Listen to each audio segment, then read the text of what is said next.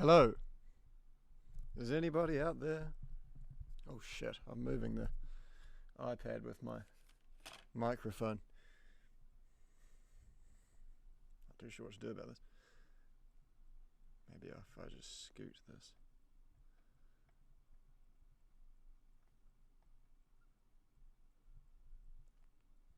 Hang on, sorry, I'm just trying to tactically move my iPad so that I won't be moving the thing around during the race, not with my microphone. But that seems to have fixed it, so welcome one, welcome all. Welcome all viewers. Some Marcus Armstrong sunglasses slander out the gate, we love to see it. Yeah, thanks for joining us. We've just had the Canadian National Anthem and we're currently midway through the American National Anthem. We're getting the jet shot now. If you'd like me to sing in time, I will. For the land of the free. There you go. So that's, you're all synced up there now. We're looking at Grosjean there. Probably preconceiving some excuses for why he's going to crash out.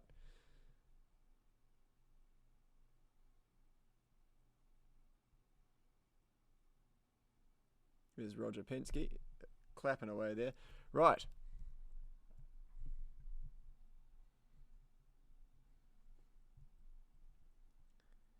F-16s, apparently those were.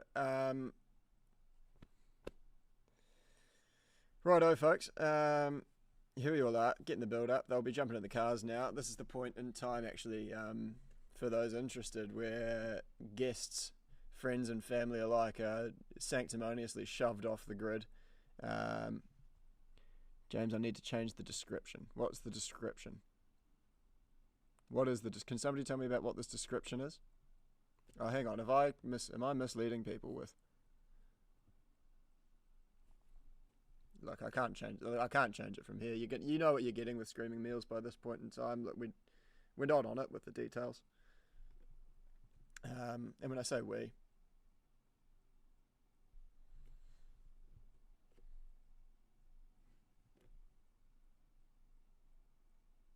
Right, as we're getting a few replays here. Is anyone...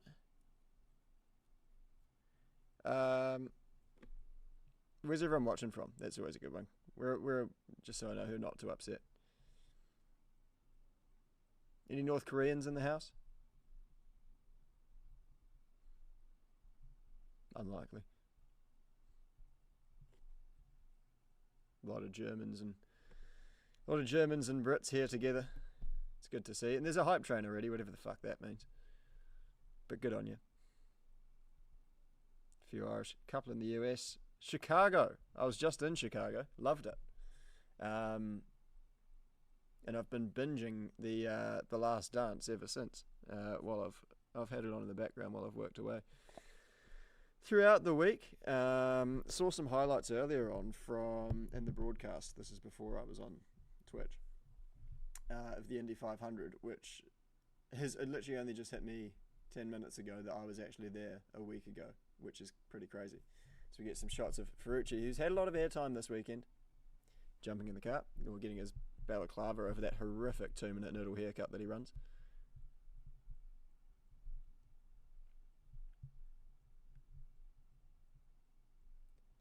Yeah, big Kia Carhartt of the backbones in New Zealand, getting up at 4:30 in the morning. We appreciate your support, and I salute you. Actually, I tell you what.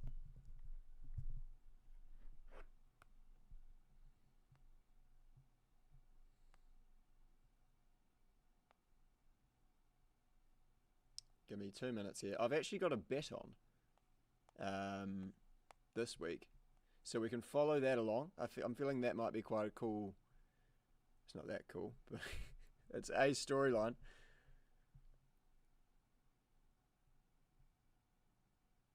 Right, so here we go. I've got a 10 whole British pounds on Pillow to finish ahead of Colton Herta.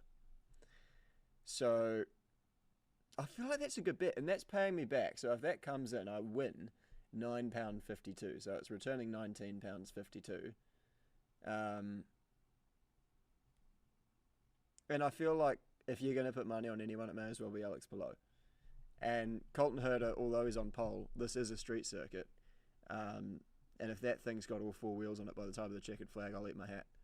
So, could be in the green here, folks, but we'll, all it takes is a dodgy engine to put us out on lap 2. We know that. So let's see.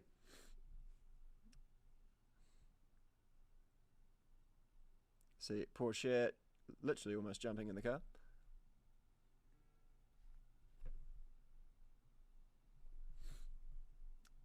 Right, we're officially live.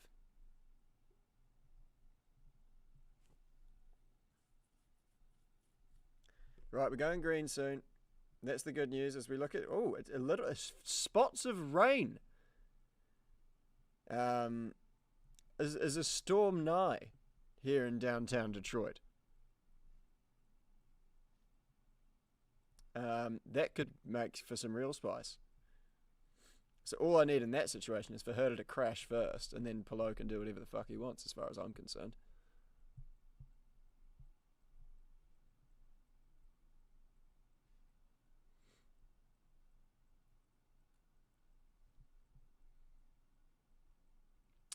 Right, we're just getting a whole bunch of pre-race shithouse interviews, trying to hype up what is truly a horrifically put together street track. Oh, as we see, Grosjean sticking it in the wall last year, Rahal sticking it in the wall last year.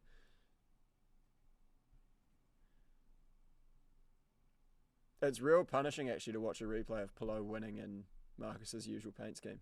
Although actually we're back in the Root suit this weekend, which we really like. We love the Root insurance car. People ask me for my thoughts on Indianapolis. I don't want to talk about Indianapolis. So some esteemed broadcasting there.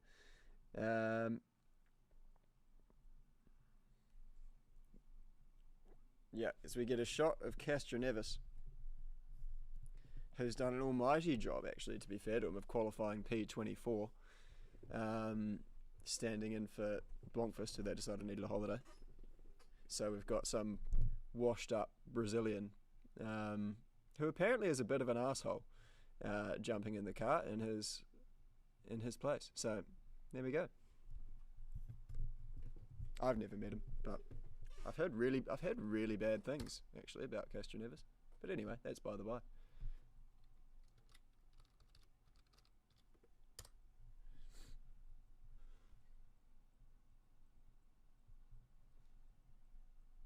Here we go, Kirkwood on the front row. What is this? There's a emoji that's gaining some weight. 27. So the Andretti's are strong on street courses again. Shock horror. But they're just absolutely terrible at finishing off races, Andretti. Or even just finishing races, to be perfectly honest. Just ask Marcus Ericsson. Yeah, real horror show of a career move, but hey, we'll see. The season's actually still relatively young, so could all turn around for Marcus Ericsson. All things could get worse. As we're just watching an interview here now of somebody, I think it's Colton Herta's race engineer on NBC Sports.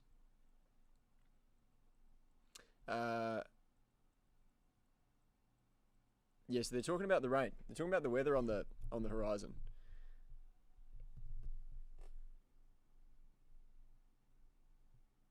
So, sorry, I'm just trying to get a gauge of what they're saying on the actual broadcast so that I can give you I can relay racing chat.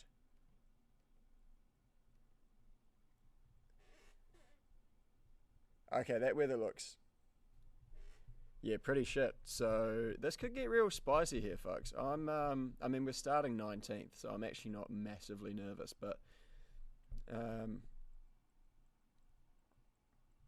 yeah, this could get crazy. Anyway, keep your hats on. Let's see if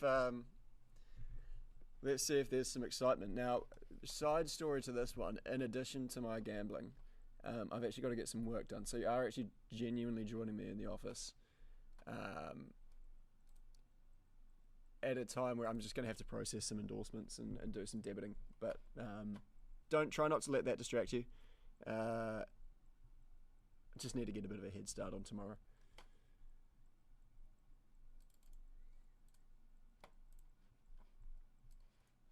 Oh, do you know what? Typing's actually going to be a bit of a bastard, isn't it?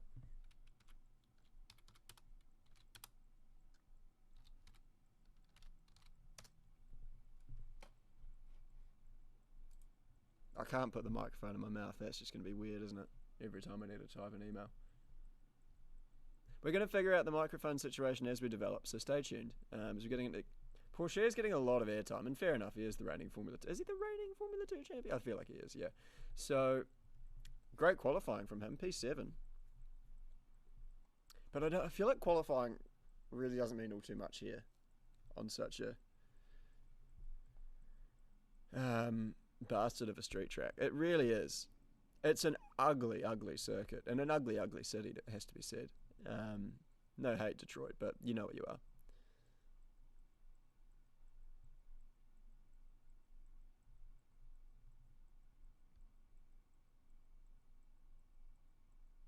Some recommendations to squeeze it between my chest and the table, which sounds like something I should charge for.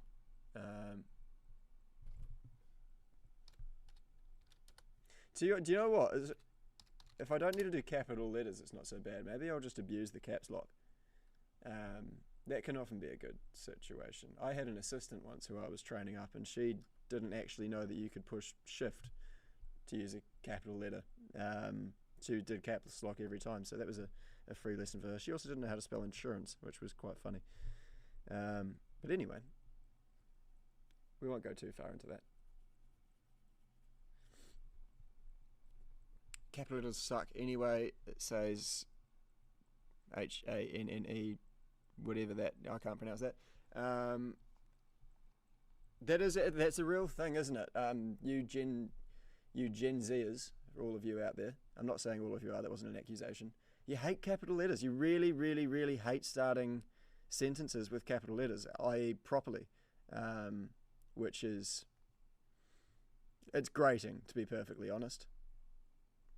Don't bully us, Gen Z. I mean, that's literally from a Team LH44, don't bully Gen Z people. That is probably the most typical thing that you could read on the internet. Lowercase is not the way to go. It's not how the English language was formed. Use capital letters, you pests. And I can bully whoever the fuck I want. Within reason.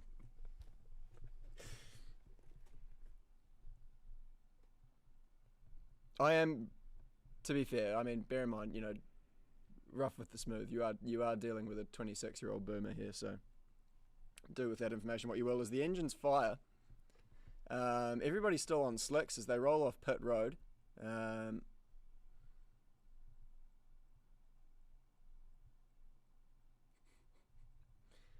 Sorry, I didn't mean to attack anyone. This weather's going to go...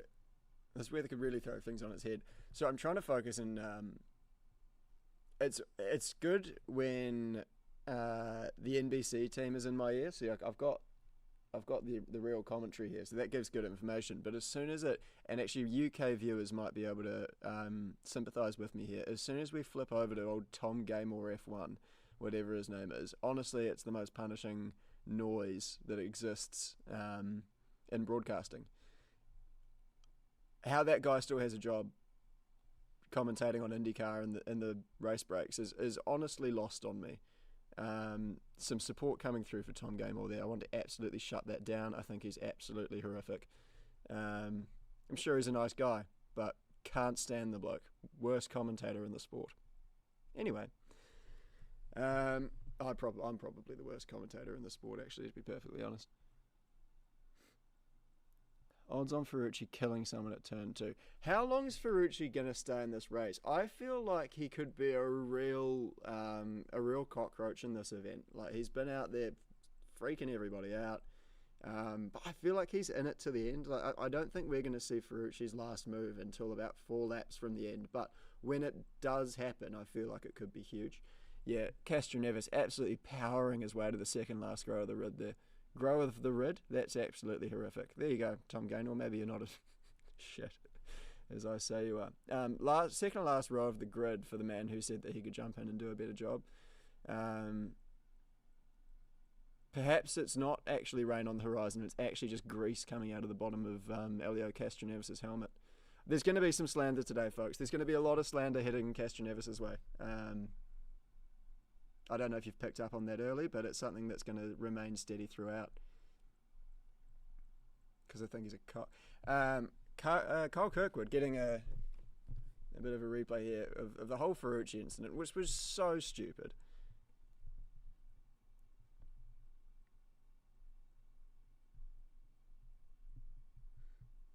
I haven't spoken to Tom since the news for sheer Fleming 5. I haven't spoken to him.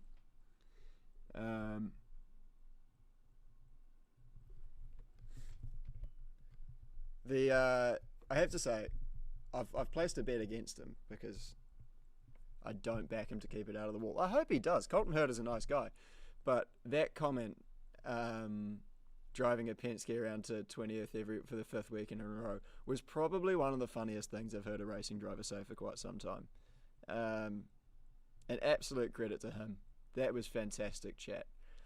And credit to Ferrucci, to be fair, as well. I don't want to just jump on the bus, because the next time he had a microphone in his face, as we apparently have a green flag in Detroit, so I'm probably way fucking behind for anybody. To be fair to Ferrucci, the next opportunity he had with a microphone in front of his face, he apologised for his words and actions and behaviour. And that's kind of as much as you can do. Like, you've humiliated yourself, you've behaved like a class A cunt, and you just got to jump on and apologise and say, hey, look, that wasn't my best moment. And that's all you can do. And credit to him for it. Unlike other certain drivers who might be in orange cars from time to time, who just absolutely scrap and scramble for every possible excuse that they can find under the sofa cushions in the driveway, and that sort of like that gap between the driver's seat and the glove box, he'll look in there for an excuse. Trying to blame parking your car in the wrong place in Q3 or Q2 on a brake fire and your team sending you out to it, you can go fuck yourself, mate. Learn how to drive and use mirrors properly. Don't blame your team because you can't let a car past properly. You're a wanker, mate. Anyway, sorry, as we're riding on board with Herta through this must be his pole lap.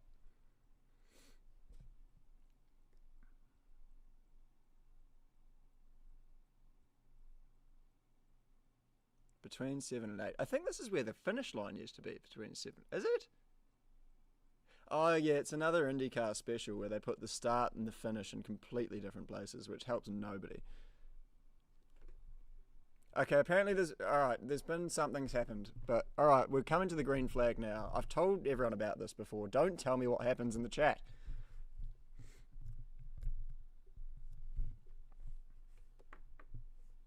Here we go. And they go. Palou ducks straight in behind Herta. He's cut off Newgarden. Dixon looking good in the rear. They hammer it down in towards the hairpin. I can see Armstrong. I'm trying to keep an eye out for everything unfolding. And somebody's been pumped. We're through. We're through. We're through. We are through. Outstanding. Outstanding. Caution, caution, caution. Yellow flags. Right. Put your toys away, kids. As that's an excellent piece of reversing by Rossi, and he's just done 5 cars. I mean, it's not an exciting piece of overtaking, but good driving and credit where it's due. As the man with a million excuses, he gets himself out. Power's got a twisted up rear wing. So there we go. So we've done 6 cars in 1 corner. Outstanding. Is that the 4th time I've used that word in the last 2 minutes? Alright, so we're looking at power here. We're getting a replay for the first time, an aerial shot. So, and who was that? Oh, it was Porsche been on the tools. So somebody gets sent. I feel like it could have been Lundgaard. Okay, so Rasmussen's driven into the back of Ericsson, who's driven into the back of Porsche, who's driven into the back of Power, who's then rotated and parked up in front of absolutely everybody. Actually, you know what? That might not have been Rasmussen's fault. I'm struggling to pin blame here. A little bit of rear locking for Power on the way in, and then one tap from Lundgaard. I feel like it could have been Lundgaard's fault, and it wouldn't surprise me. I don't think it would surprise anyone. And here's an early Christmas for me as we ride on board with Pato Award, and we're just going to see everything in front of him jam up. There we go.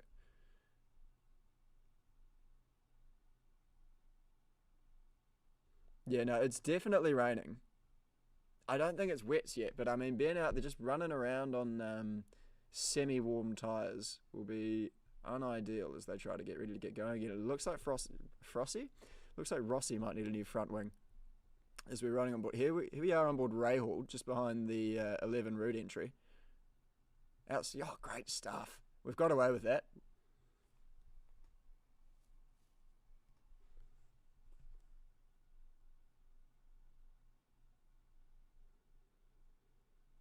As we see Power in the pit lane now, looking to get a new arse on his wagon.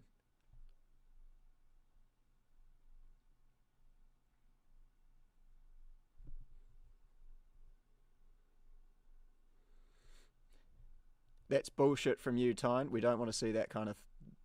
We don't want to see those kind of messages in the chat.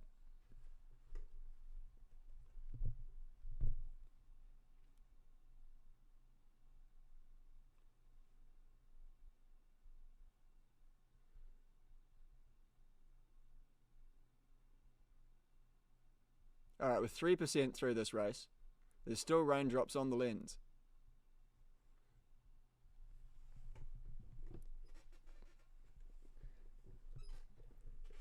Some corrections on the old spelling there. Tiny, apparently, is what Tine goes by. Again, Gen Z, learn how to spell and use a capital. All right, so what are we dealing with? A running order would be nice here, IndyCar. IndyCar's biggest flaw is its timing and scoring. It's truly horrific. Apparently Marcus is P13. I don't even know why I asked.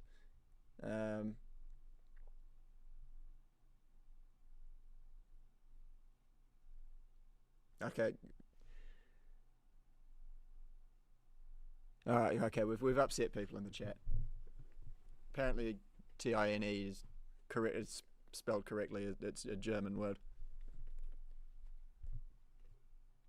I'll retract that statement. All right. It's spelled properly. I'll pronounce it as tiny from now on. But I still have there's still absolutely no space for your kind of messages in this chat. Anyway, green flag flies again. Herder crosses the stripe and we're off racing. And it was looking spicy between Newgarden and Kirkwood as they thunder down into T1. Is he going to try and switch it back, or Kirkwood's just going to admit defeat? Newgarden's really gone on his own journey there and really shot himself in the foot. If he just... Okay. All right, we're still 13th.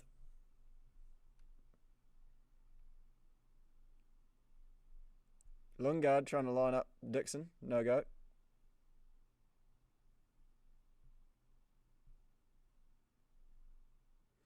Apparently there might have been a clip on the Lundgaard's rudely stuffed it in on Scott Dixon there. But to be fair, it was a good move. I absolutely hate to see it, and I'd love to come up with some kind of...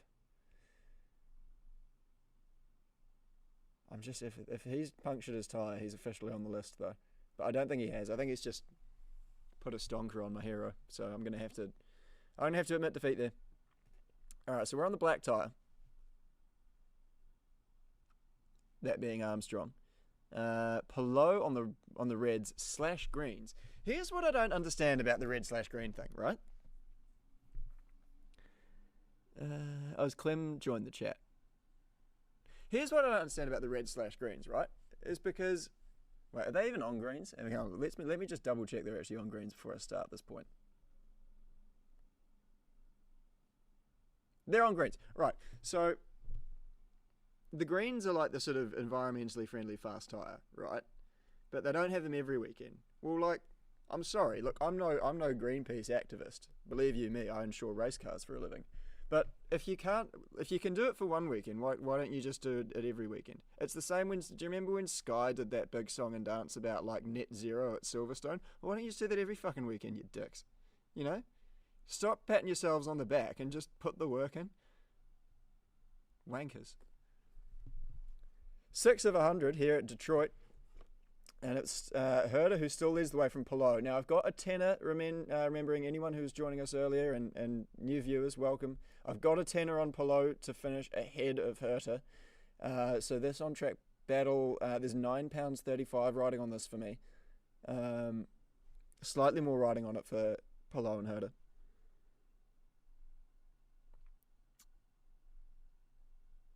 Apparently Formula E do net zero every weekend. Well, there you go.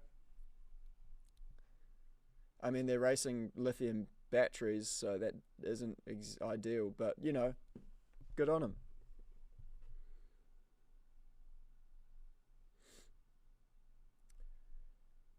Here we go. Right, so, I mean,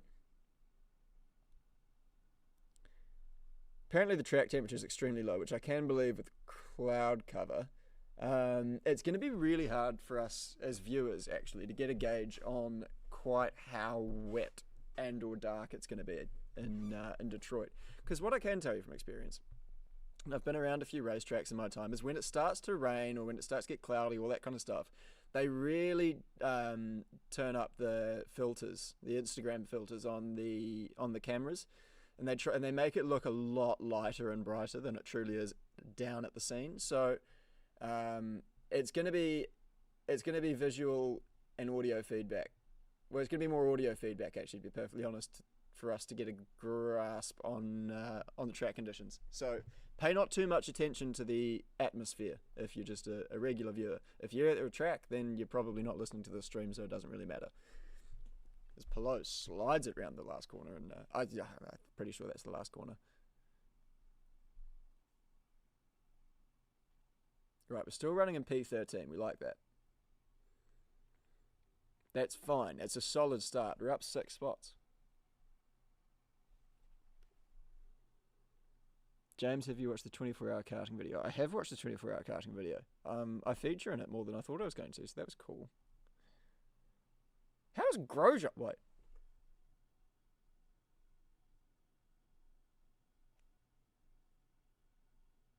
Okay, if anyone's watching the same graphic I've got now, it says Grosjean's leading this thing and Armstrong's only 6/10 behind. I feel as though this isn't the truth. Yeah, nah, everyone, take your hands out of your pants, everyone. This isn't truly happening. What you're seeing on the left here is a fabrication. And it ties back into my point of what I just said. IndyCar's real Achilles heel is its timing and scoring. It's fucking dog shit, that system. So, I mean, look, I don't hate it. I mean, I'm liking the look. Grosjean leading I could do without, but yeah, no, we're not second. And here we go. We've just dropped the appropriate 11 positions. So that's fine. Something weird went on there.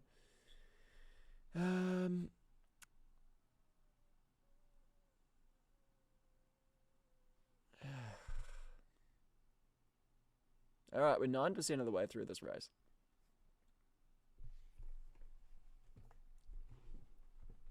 Porsche having a good run. Staring at the back of Dixon.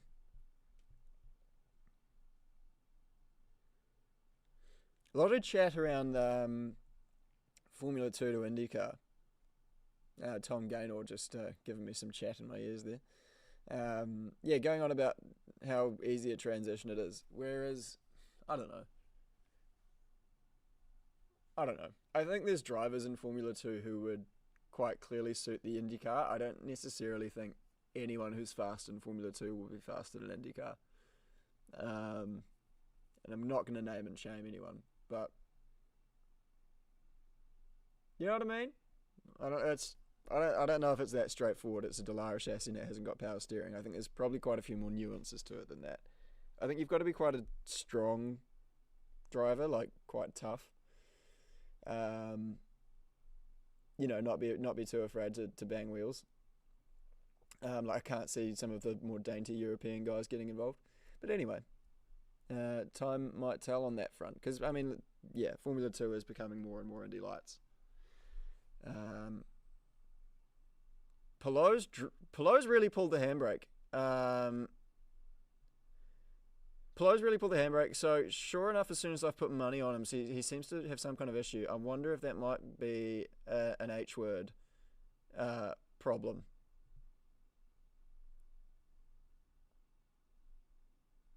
Oh, this is such bad news for my £10. But it's not, it's not the worst news in the world for Marcus Armstrong. Is he just... Wait, hang on.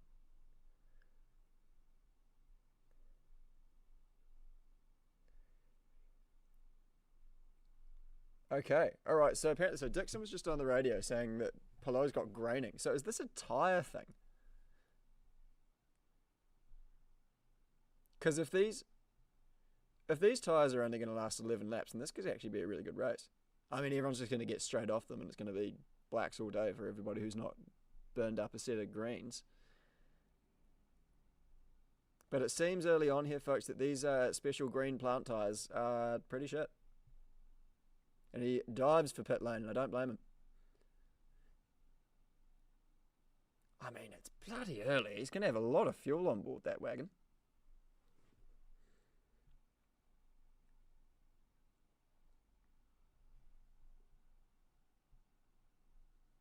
Okay, well, this is good news for my £10, that it's not a Honda problem.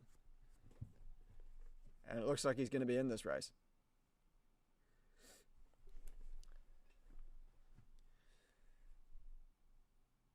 So everyone is now essentially on at least a 2-stop. Let's get a look at those tyres and pretend to be experts for 2 minutes, when truly... Let's be honest with ourselves, none of us got any fucking idea what we're looking at.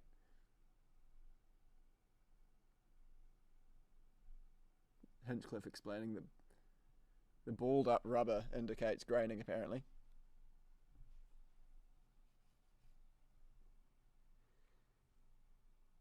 Alright, so Pelot's got new rubber on. He's gone greens again, which is a curious decision.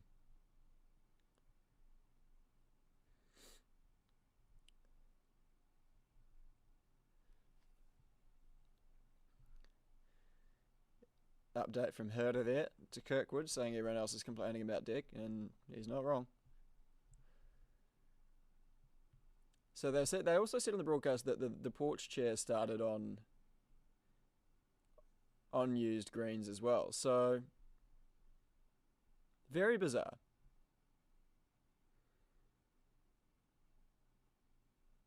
Very bizarre.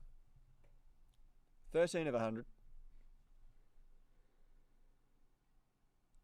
James Hinchcliffe.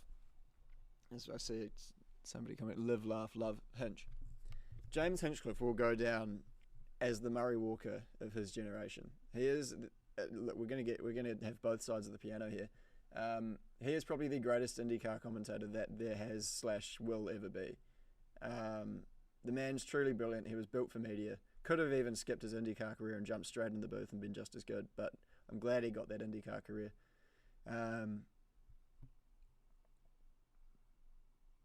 Yeah, can't say enough good things about James Hinchcliffe. Doing what I'm fortunate enough. Here we go. Newgarden trying to go the long way around Lundgaard. Yeah, no doors open there as Dixon tries to capitalise, but no cigar. He's going to have to cover off Pourchaire on the hangover, but it won't be too steep a price.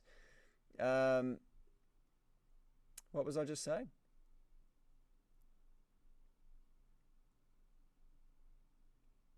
Something about James Hinchcliffe being a leader. That's right. I meet a lot of people doing what I do. And you meet a lot of people who you know of before you meet them. And then you meet them. And sometimes you'll meet them and go, actually, that was a bit that was kind of disappointing. But then there are the James Hinchcliffes and the Jamie Chadwicks of the world where you meet them and you're like, holy shit, they're actually even cooler in person than they are on TV. So there you go. And two people killing it in broadcasting. So why are we all surprised? I'm talking to myself. No one said they were surprised. Armstrong still runs 12th. And Dixon to the outside. No, he's going to think better of it as Lundgaard begins to look to struggle on those green tyres there.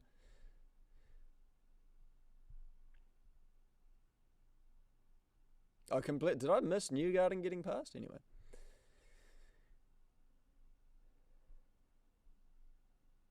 Yeah, Lundgaard's really struggling with his exits. It's a little loosey-goosey as he's going to box this time round, save Scott a job. Oh! Oh, and there's a fuck up. And there's a fuck up. It's Kevin Simpson and a washed-up Brazilian have come to blows at a corner with a logistics sponsorship. That's done a world of good for Christian Lundgaard and indeed Alex Palou.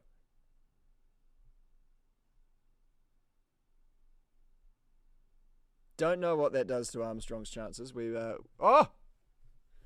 Ferrucci has drilled Castroneves, and here comes Kiffin Simpson, and Kiffin's given them the double tap just to make sure he's definitely out of the race. So, fuck. That's all you can really say there. So Ferrucci's already caused chaos in the race.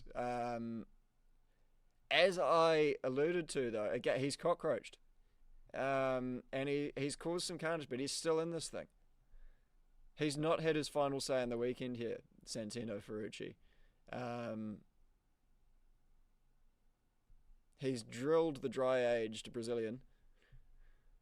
And there you go.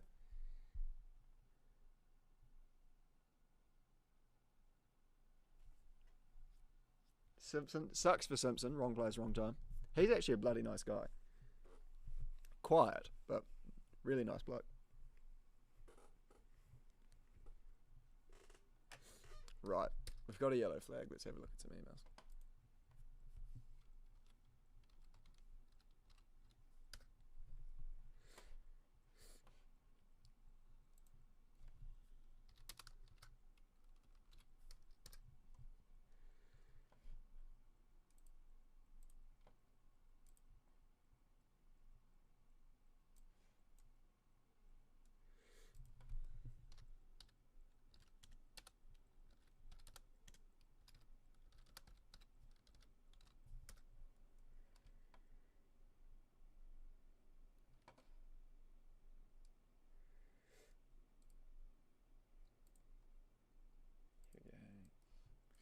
Endorsement request.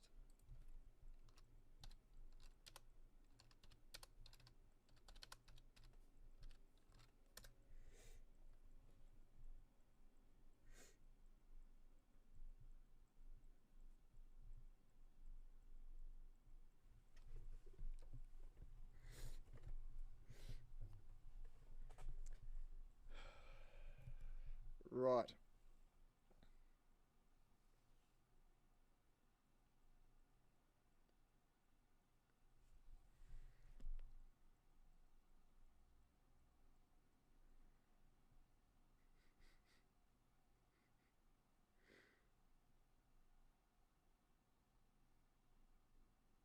Sorry, I'm just watching the chat. This is quite entertaining. There was just a homophobia pullback, so that was I haven't seen that before. That was a new message. That was in the chat. That wasn't me, by the way. There's a touch of homophobia in the Ferrucci interview yesterday as well, actually, but we won't dwell too much on that because he has apologised. Which is, then, like I said, that's all you can do when you've completely humiliated yourself. And is this a live look at a Palou pit stop again?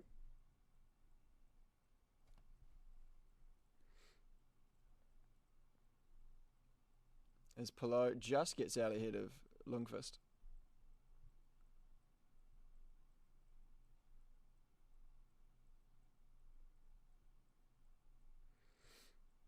Solid forecourt. Oh, we're going to get a replay here. This is going to be funny, I promise. So Ferrucci lines up a move, thinks better of it. Yeah.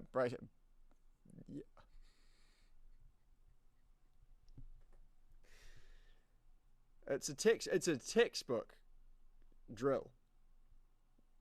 Like he's caught the wagon. He's done. I don't think he's even copped any front wing damage.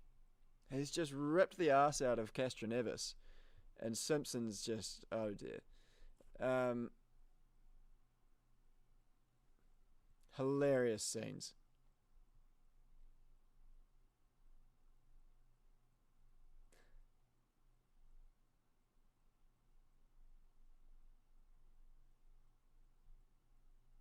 Everybody started slowing down into the corner and I couldn't stop. Mate, it was a corner. Like, you know, it's not Indy. You have to jump on the one on the left. He's blaming that on everyone slowing down for a corner, which apparently is not the done thing. Anyway, the Corvette safety car is out. It's still got Colton Herta behind it. Polo's got some real heavy lifting to do here if my bet is to come in. But then again, at the same time, it's a street race and Colton Herta's leading, which means you can pretty much guarantee he's going to find the wall at some point.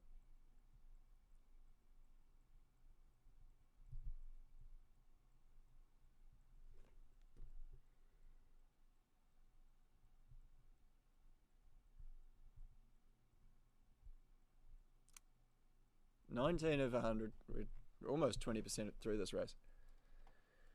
Oh, Jesus, and I'm about 5% of the way through my admin, so that's great. Had a total shit show today. Came into the office. When did I get here? About 2. And left my pass at home, so I had to go fucking back home and back, so which means I was here for about 3 and a bit. So yeah, I lost about an hour and a half of admin time, which is, yeah, we've had to go off strategy. But anyway, that's what you got to do. As somebody texted me that they have a watch for sale, and I don't have any money, so that's fine.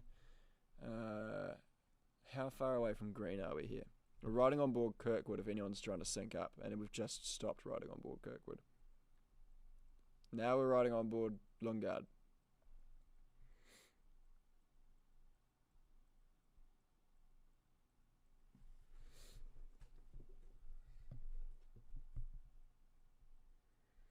They're trying to flog Corvettes. And that's the safety car. Is that the safety car? Or is this some kind of Lundgaard promotion I'm hearing about in my ear? I don't know. It's breadcrumbs, folks. But that Corvette does look cool. Green next time by. Thank you, Sven.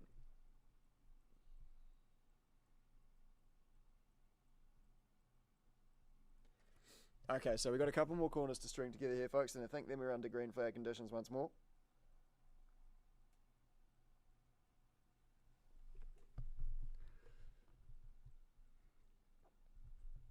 Alrighty. So, riding on board Kirkwood. Not a lot of people took the opportunity to stop there. And not being an IndyCar strategist, I'm not aware how much more information I can kind of give you on that.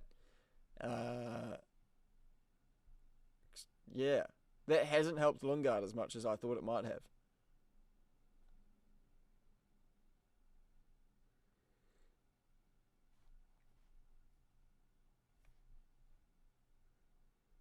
So they're trying to do 18 to... Did they say 18 to 20 more laps on these tyres? So Armstrong's still on the blacks. We're currently 10th on the road. So that's good. I mean, up 9 spots in 21 laps. I would have taken that at the start of the day. So let's see where things go.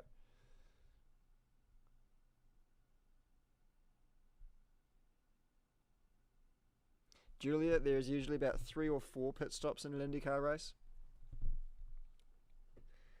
If that answers your question. And if you're wondering what the question was, then, well, that probably says more about you than me.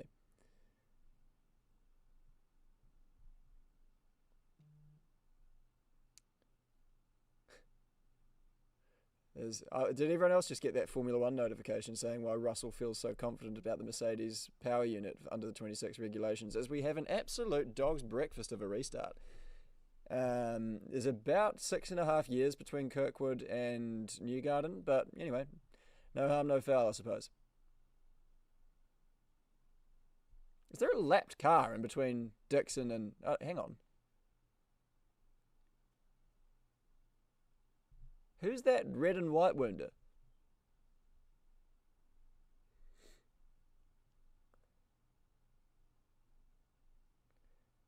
How are we doing?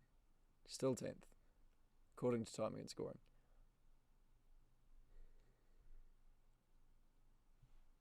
I haven't seen a lot of Marcus in this race. He's really struggling for TV coverage. There he goes. Flashes by.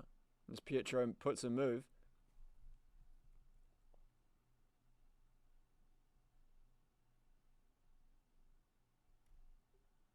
Oh, somebody's been banned.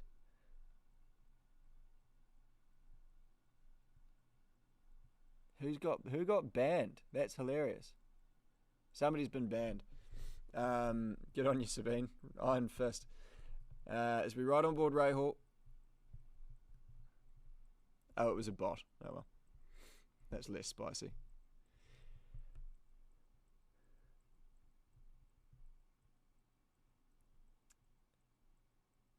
This track's not very good.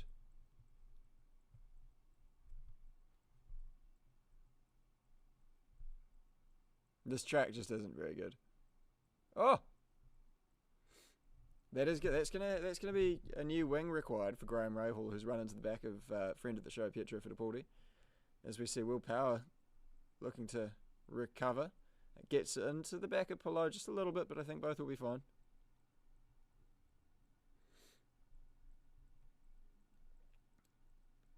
Right, 24 of 100 here, almost at 1/4 race distance.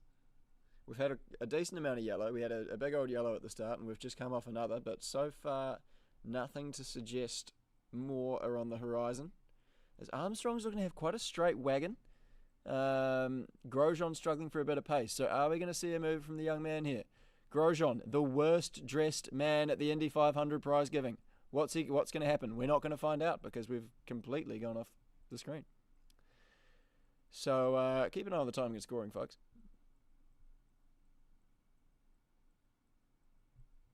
Honestly, you should have seen what Grosjean wore. Oh! As Rasmussen catches himself in a world of trouble. And that looks like a Honda. Oh, that's going to leave oil all over the road. Oh, good God. Okay, Marcus was on the scene when it blew up. He was having... Yeah, gosh. Don't fucking tell... Oh, for fucking Christ, God's sake. Fucking that car's fucking cost us a fucking position. He's got in the way and now Rossi's gone around the fucking outside. Jesus!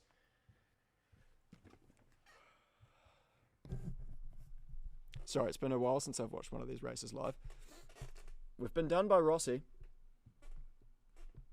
But that's fine. So we'll gain one back with Rasmussen getting all Bob Marley'd out in the pit lane.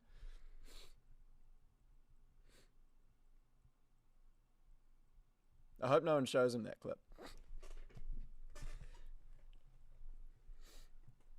Right, so we've lost another Honda. Oh no, is that actually a Chevy? That's a Chevy's blown up. There you go. Would have preferred it was the other way around at the 500, but never mind. Can't have everything, can we? 25 of 100. 26 even.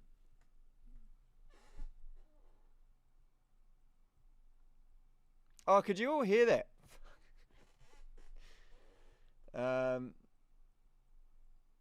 Thanks, Bailey JPEG. Subscribed with Prime. Don't know what that means, but good on you. I can put the mic down and I can do some work then. Hang on. This is fucking outstanding news. Let's see if I can just find a way to put it down. Wonder if I can just actually just put it on my desk. No, because then you'll get a whole bunch of noise. You can see that this is a problem.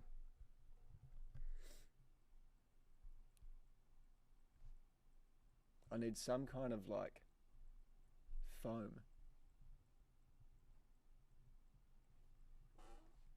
can't find it. I can't find anything. Actually, ooh, this would be high tech. Oh god, this is risk versus reward. I'm gonna try and thread it over the back of my computer screen, and then just kind of dangle it in the middle because I've got a 3-screen setup here. Oh fuck.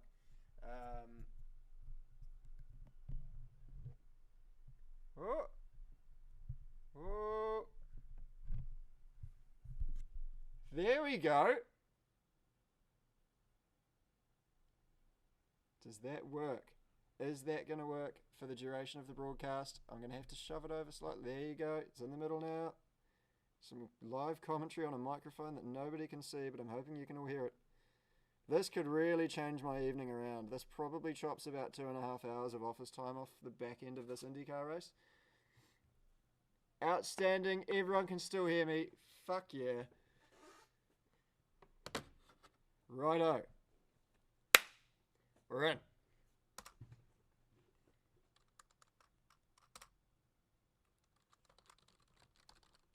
Oh, freedom. Not financial freedom, but we'll get there, you know.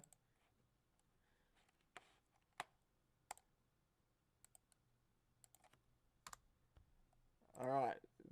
This is brought to you by 5 Hour Energy. If anyone's looking to sync up, we're doing that at the moment. We're getting a shot of... Now we're on board with McLaughlin.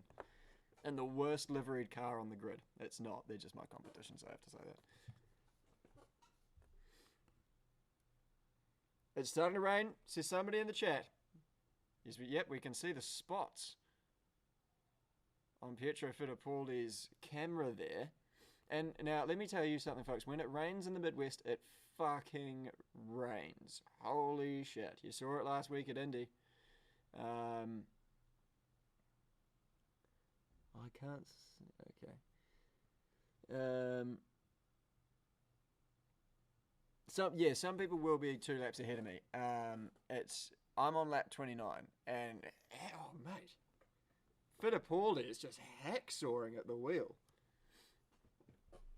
This is treacherous. Oh, the floor's gone icy. The floor's you can. There's a real sheen to the racetrack now. Marcus got a blocking penalty for fuck's sake. Oh my Jesus Christ! This is the fucking oh god. It's about to piss it down with rain, so it doesn't really matter, does it?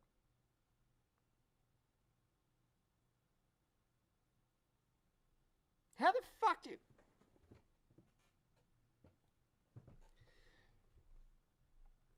29 of 100.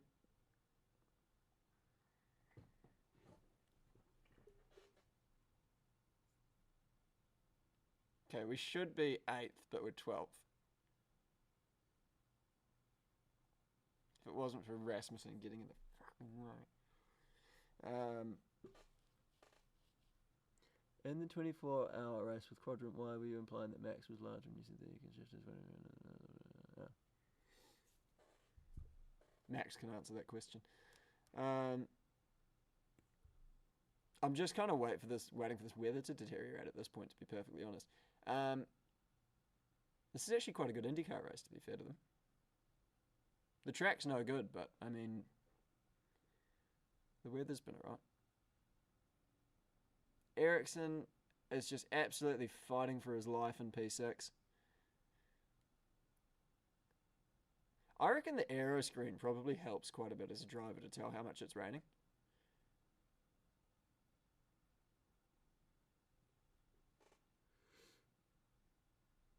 To answer your question, Becca, when it rains in IndyCar and they're not on an oval, we're good to go. We've got wet tyres, Firestone take care of that. But if you have a bit of a whoopsie at 220 miles an hour on an oval, even if, you know, wet or dry, it's going to be a bit of a shit show. So they don't run in the rain as Porsche boxes for I wonder what kind of tyres. For a set of black tyres. That's rogue. See, I mean, look, I'm not a McLaren race engineer, but I wouldn't be taking off a warm set of tyres right now, regardless of how worn out they might be. There's no tyre warmers in IndyCar, bear in mind. I wouldn't want to be trying to warm up a new set of tyres on a slightly wet racetrack as a rookie. I feel like... I don't know. I might have to eat my own words here, but I feel like this is a real shit call from McLaren. Jack Harvey almost fucking sends one up the back of him. And now this is going to be interesting. This is where you're going to see warm versus cold tyres in the braking zone and what the difference it makes. Bear in mind it's a Dale Coyne car versus a McLaren, but that's by the by. Okay, alright, well, okay. Porsche's actually done really well there.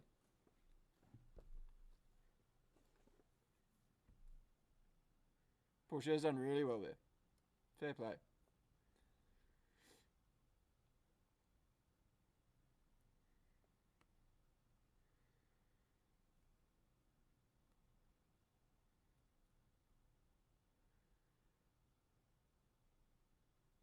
I'm just listening to Hinch, hang on.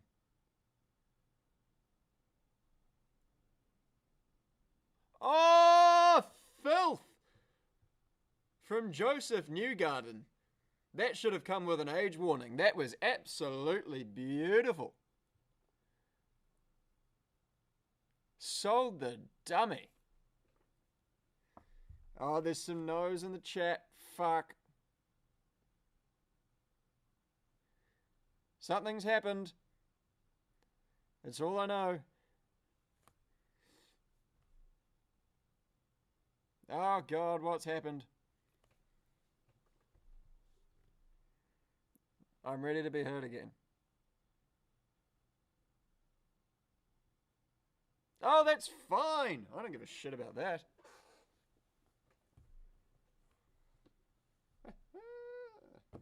That's what you get from being sponsored by a sub-tier insurance broker. Oh no, terrible news as Scott McLaughlin, he's going to need a restart here. Because he's found the fence.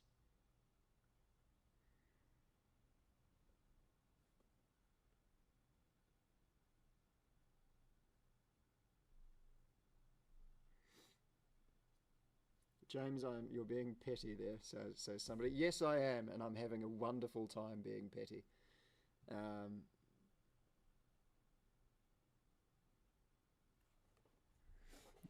No, McLaughlin's, he's actually right. I don't mind him at all. I just don't really know the guy, to be perfectly honest.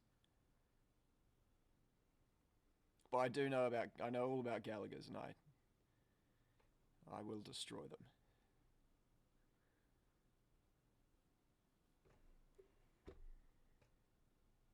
Thank you, Becca. Being a hater is actually quite fun.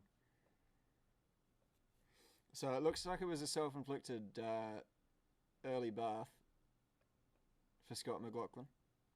So he's thrown his hands up there. He's put his hands up for Detroit.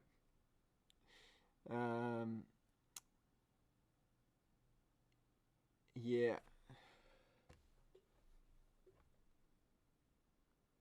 Yeah, can people stop being so melodramatic in the chat when just something happens? Because as soon as you start going, no, I think the worst's happened. I assume the worst, and I think everyone else does. So if there's a little bit of excitement, just wait for me to react to it, because we're not here to ruin anyone's day, alright?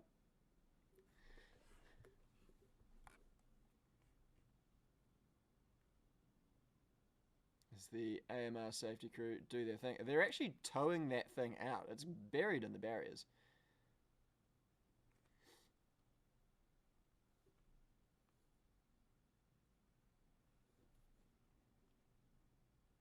Here we go. Oh, I've kind of overdone the job there. Here we go. They're going to get him restarted. He's going to rejoin the race. I don't think he'll have that much damage. Here's the replay. Crosses the line. We're approaching T1 and big old lock up, and the rear goes around and he's in the fucking signage. Oh well. It's quite a funny looking shunt, to be fair. All right, so everyone's going to come in here now. Lap 34 of 100. Dixon's in. Newgarden's in. As is Armstrong. Come on, the 11 team. Come on. Yes, there we go. There we go. Problem for Newgarden. There's one more in the pit stops. We're on a roll here, team. Let's go.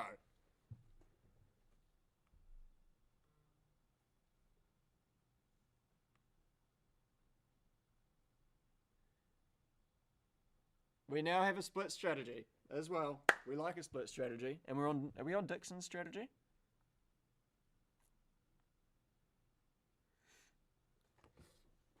Dixon's just overtaken Porsche on the road. I assume that was a pit lane kerfuffle being redressed, which is the correct word.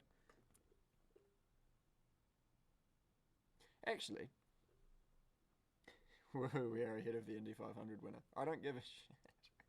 I just want to win.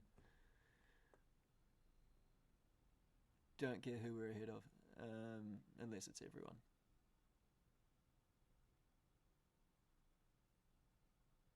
There's a lot of rain on the screen now. I don't know. Would I have stopped for tires? I probably would have stopped for tires. It looks like it's getting heavier though, I'll tell you that much. It really does look as... I think we're about to see it absolutely chunder. Nah, I'd be straight back in for a set of Firestone wets. Whatever you drive a Firestone. Who's not... How, like... If you're, like, P nowhere... Like, if you're Stingray Rob, no offense, I know he's a punching bag, but if you're in Stingray Rob's position right now, you throw on the Firestone wets, do you not? There's a chance to be a hero. Who's going to capture it? Or who's going to let it slip? That was fucking good from me, let's be honest. Anyway.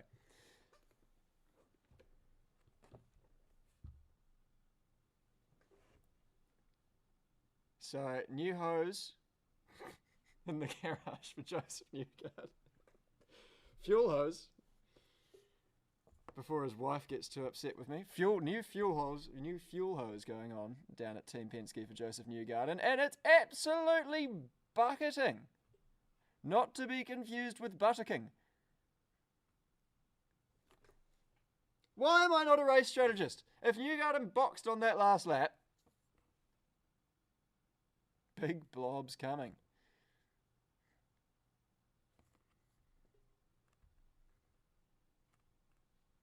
Marcus, okay, well, I won't broadcast that, but Sabine's put it in the thing. How do you get Marcus's radio, by the way? That's great work. Pit lane carnage, incoming. Yeah, everyone's getting told to box this lap. So who's looking good here? I guess Lundgaard?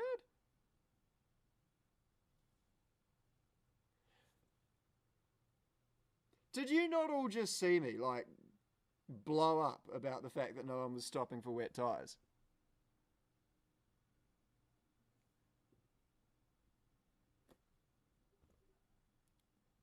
Yeah. James Blair, he's on Twitch, mate, streaming the thing. He could have advised you to do that pit stop. Anyone on a salary in the IndyCar paddock right now can go fuck themselves. How could you not see that coming? If you were not leading this race, you should have been in the fucking pit lane for wets. Any fucking blind man and his fucking guide dog could have seen it was about to absolutely shit it down with rain. You're all idiots. I'm going to have to take 5.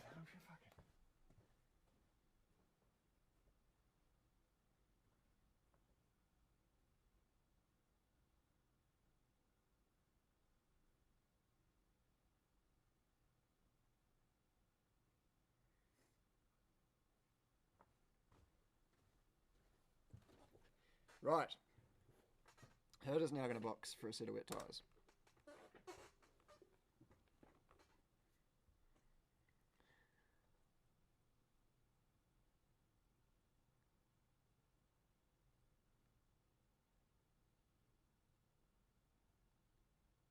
I'm full to the brim with rage.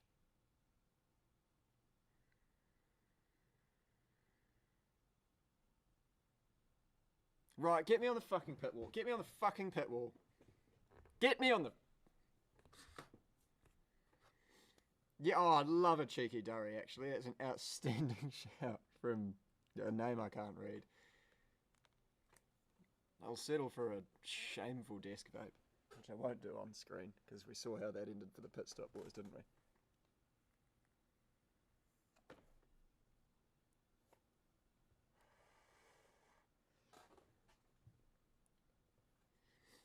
Marcus boxed. Okay, so Lundgaard's going to stay out.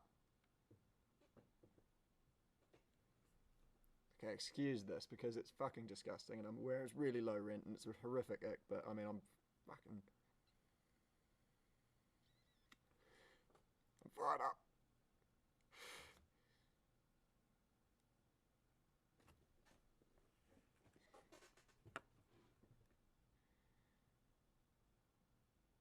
Okay. Oh god. Okay, so they're just gonna dry out pretty fast. I mean, you're gonna lose a lot of time on a set of slicks on this track. Why are we still yellow?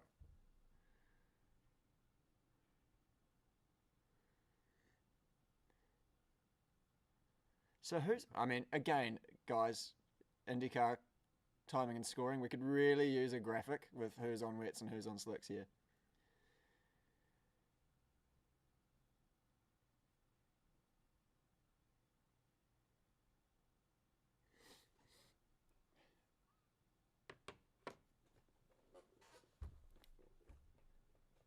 Yeah, Hinch has just said the same thing as me. That man knows what's going on.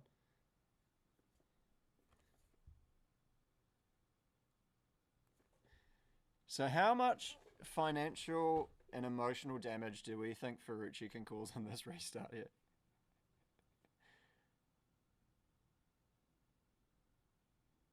The top 7 are on dry tyres.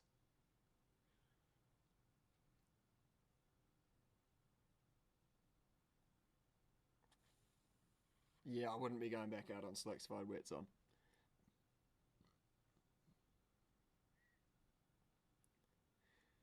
Yeah, Hinch has just made a great point. This is really unfairly biasing a lot of drivers who stayed out, which I've got no issue with as a Scott Dixon fan, but it's odd because the Penske's aren't. I would have thought they'd get that the green ASAP.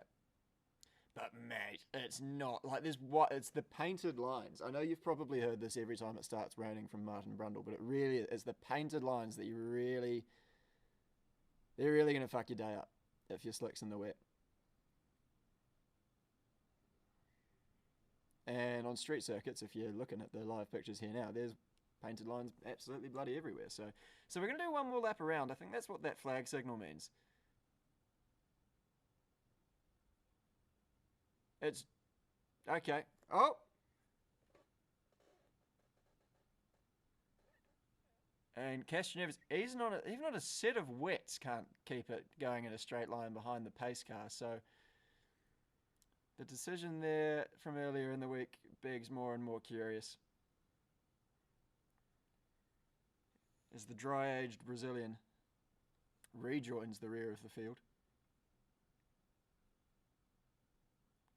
It's almost as if a 47-year-old who hasn't driven in the series for 2 years isn't as good as somebody who's been driving all year.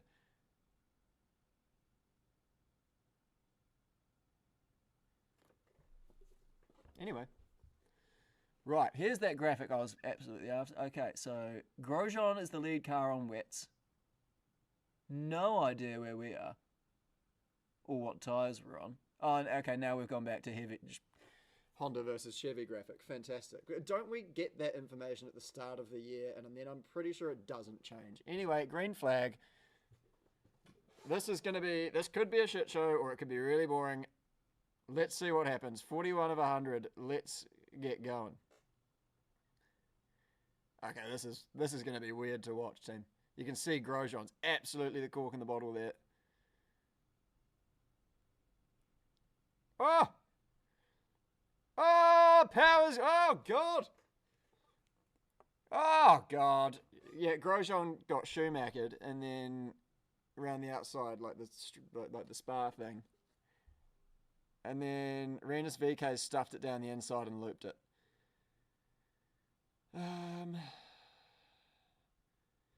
Yeah, I'd be boxing for... I don't know, I feel like I'd probably be boxing for slicks now. Because that's going to be another caution, and no doubt they'll take about another 4.5 years to get this cleared up. So, how's Power... Oh, I see. Yeah, so Power's taken a hit, he's corrected it, and then the front's gripped up, and then he's driven into the side of VK, and that's sent him into a pirouette, and he's backed it into the concrete.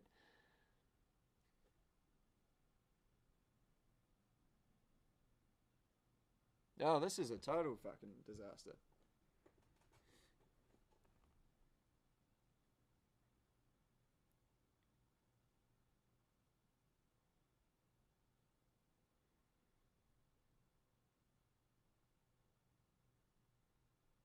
Okay, so some good information coming through on the chat, not through IndyCar timing and scoring, that Armstrong and Rossi are the only two chaps to have gotten rid of the wet tyre. So they've boxed again for slicks.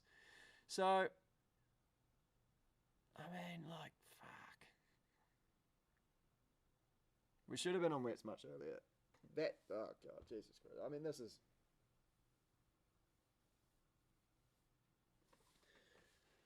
Right. This is very confusing and dull. Is VK going again? Can we get this thing green? I want to see some shit. Okay, so Grosjean's not on the... Is Grosjean on wet? That looked like a green... No, it wasn't a green sidewall, it was just his green car.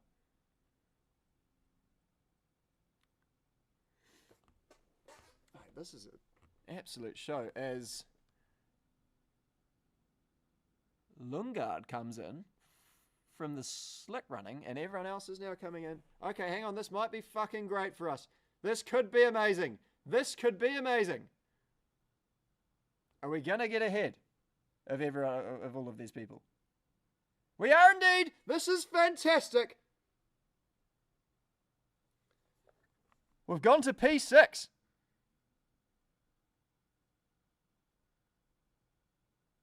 Someone's had a moment in the pit lane. I was just looking at the timing and scoring as Armstrong ascends to P6.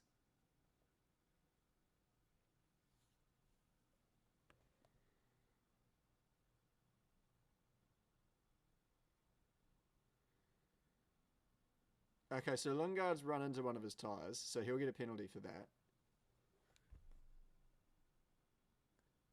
And so we're apparently going to be watching out for Newgarden here. Okay, so he's coming to his pit lane.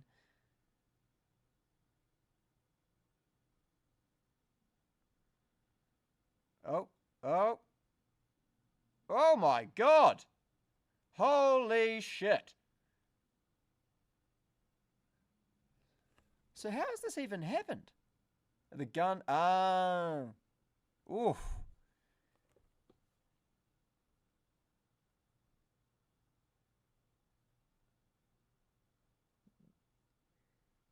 Yes, scary moments for the people on Lundgaard's front right. They've almost been hit by their own driver, and then they've almost been hit by bloody Newgarden. Scary stuff.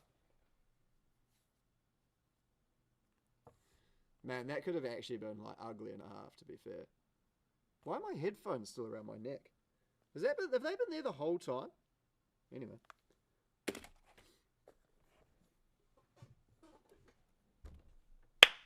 Come on, Armstrong.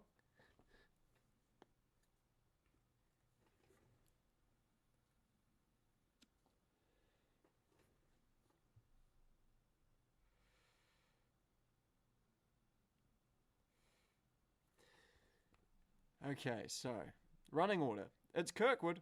Oh, hang on, they're all shuffling around on the road now. No, they're just getting around willpower. It's Kirkwood from Dixon. Then it's Marcus Ericsson, who's still fighting for his life all the way up to P3. Grosjean, the worst dressed man in the world, runs P4. And then it's Rossi from Armstrong. Tristan Vautier standing in at the Dale Coyne entry, number 51, doing a great job in P7. And then it's Lucky Dip Lundgaard in P8, who is leading what used to be the field. From there on down, so it's Lundgaard, Palou, Herter. So Palou is ahead of Herter. I'm looking good for that £9 profit. But again, we've still got 55 laps to go here, so. And Palou's stopped 4 times. I'm just hearing him here, so that's impressive stuff. I really could have done with this race being less interesting, to be perfectly honest, because it's really putting a handbrake on my evening's work. But technically, this is work, so you know, hey, we're all having a good time. Are we genuinely P6? Yes, we are. For now. Now we're good. He actually likes this track, so I'm not going to keep up on that because it's a filthy habit. Just give me a minute.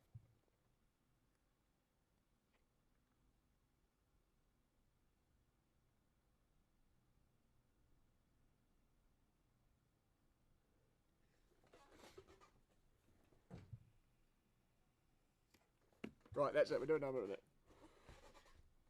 Come on, Marcus.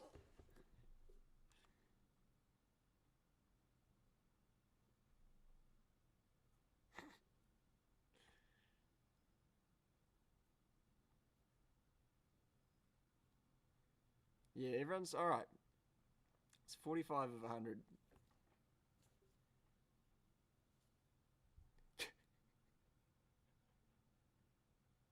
Will Power with some fantastic radio.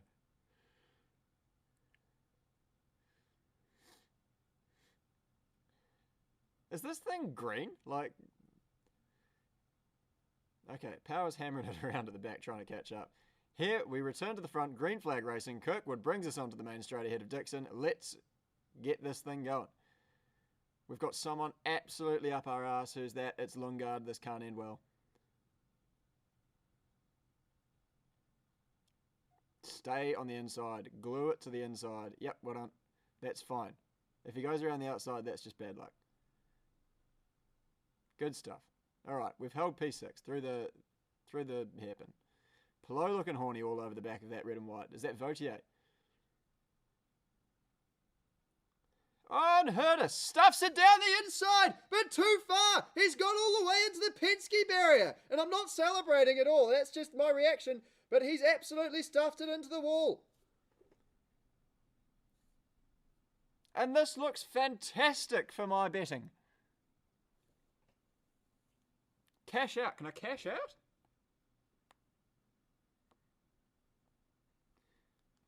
Let's give it a minute. I mean, and white lines, folks. It's the white. Well, not white lines. It's the yellow line that's caught him out there. Herta's just got on the lines and completely ruined his day. He bounced out of that tyre wall quite well, though. He could actually get back from this. That's it. I mean, that's bad darts to Tristan Vautier there. He's been caught an absolute victim. If he'd turned in, he's done a good job to avoid contact, Tristan Vautier. Yeah, I mean, that was never looking good, that move.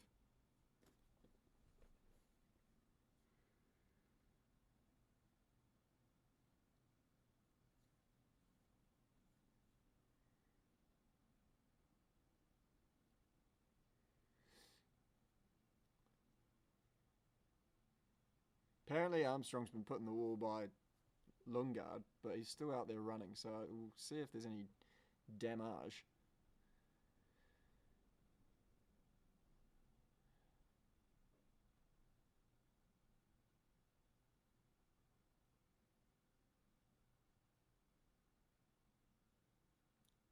Alright, so 47 of 100. This thing's really starting to slow down.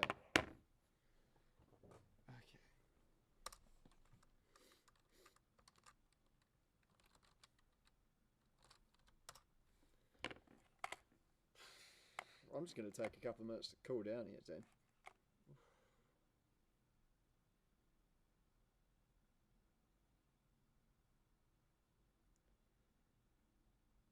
So I think Herta is now a lap down, are they saying on the broadcast. And he gets the thing fished out and off he goes.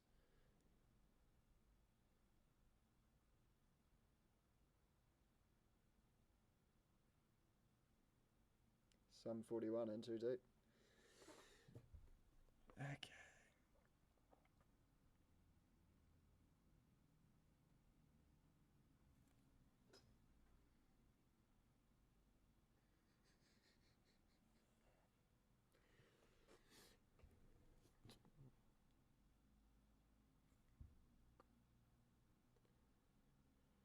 Okay, 48 laps, and this is...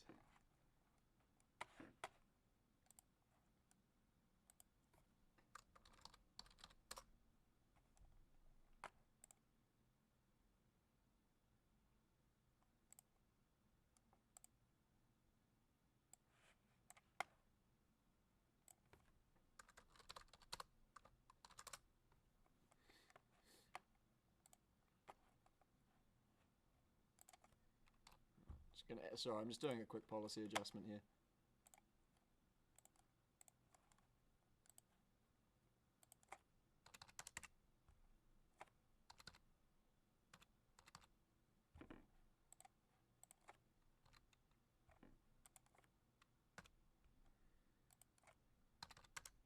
Why is my fucking...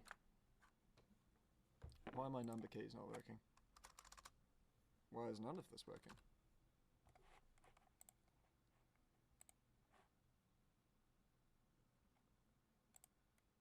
Why can I not input? Why? Why?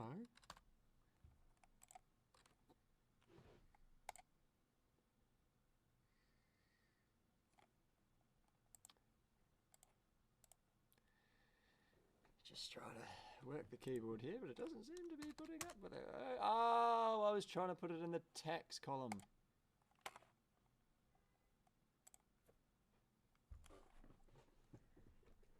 That's done it. We're still under yellows, by the way. I'm just running a bit of admin here, folks.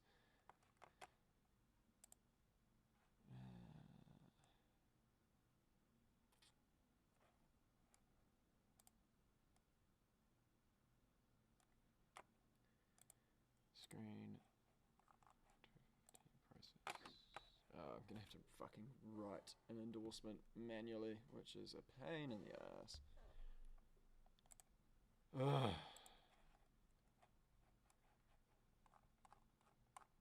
Everyone's just talking about the Olympics on the broadcast, and we're watching some yellow flags here, team. So you actually really are just watching me do insurance work at this point. So good luck explaining that to anybody who asked what you got up to last night.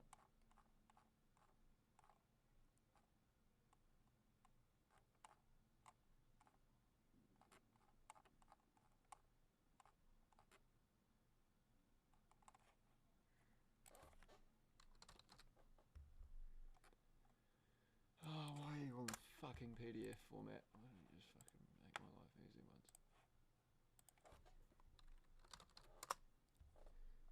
Here we go. Word format.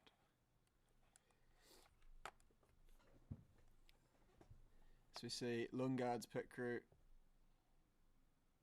getting treated. Good on you, Chris. People actually do this, eh? Like, they do, do people stream, like, really mundane shit? Is that a thing? Where you just...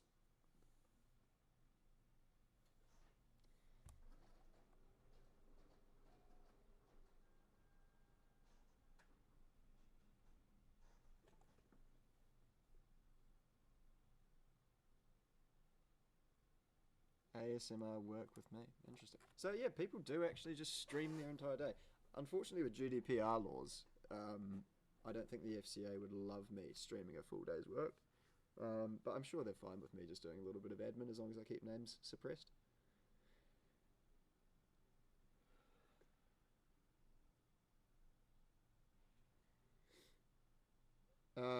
Did anybody see? I've been touching on it throughout the broadcast. Did anybody see what I'm talking about with Grosjean's outfit at the 500 prize giving gala, dinner, whatever it was, event? It was truly horrific. Let me see if I can find it.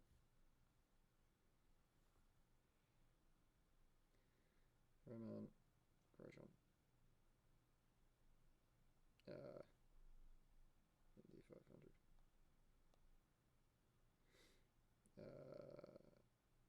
Event? Prize giving?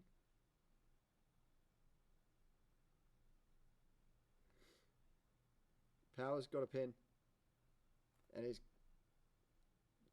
Power's gonna have to go all the way back to the field for service whilst the pit lane was closed. So We're going to get some more excellent radio from him, I feel, inbound.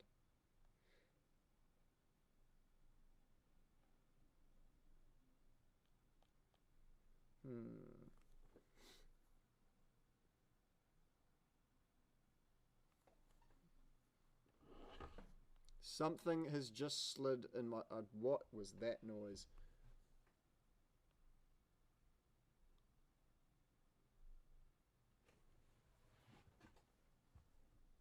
Yeah, I think we're good.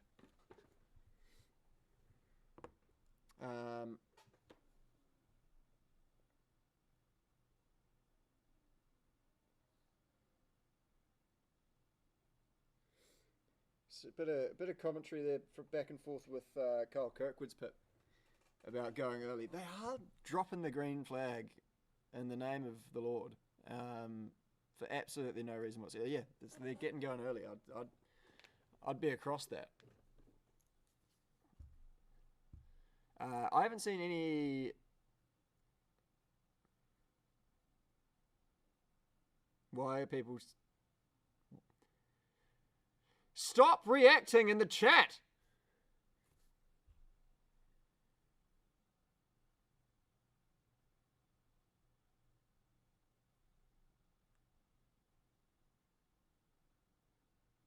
I'm not watching the chat.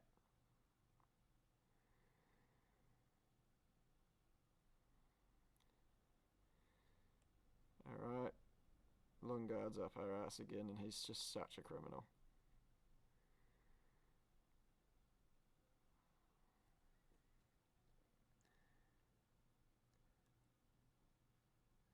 Oh, for fuck's sake. Oh. That Lungard is just such a terrorist.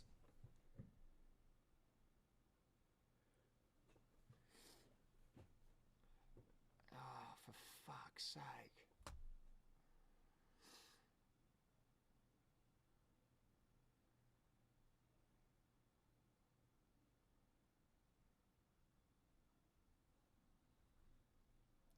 What an absolute fucking cock.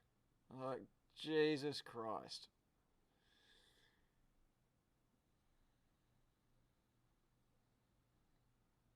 Mate, that fucking...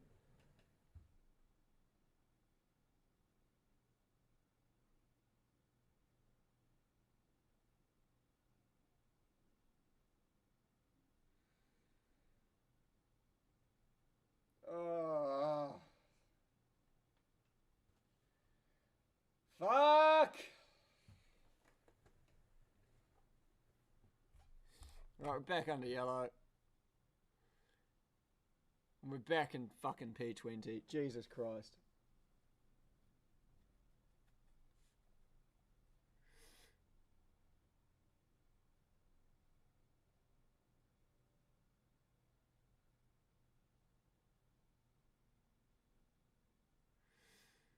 What a colossal penis.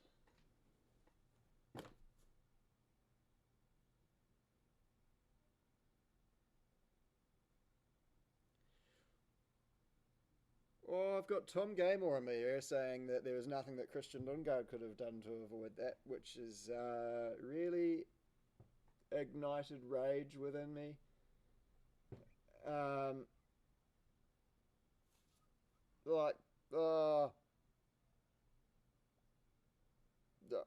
It looks really clumsy, but it's so easy to do, says Tom Gamer. I think you'll find that 20 fucking 4 of them managed to do it. Oh! Shut this man up.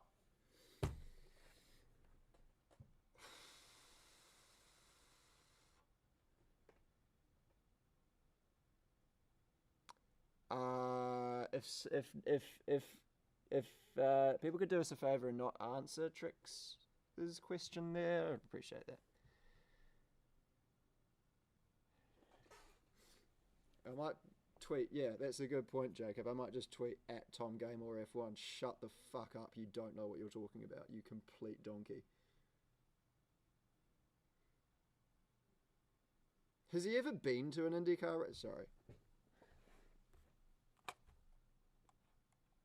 That was a knobbish thing to say.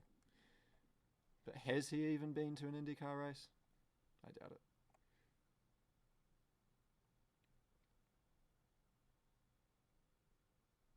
I think you can excuse it at this point, can't you?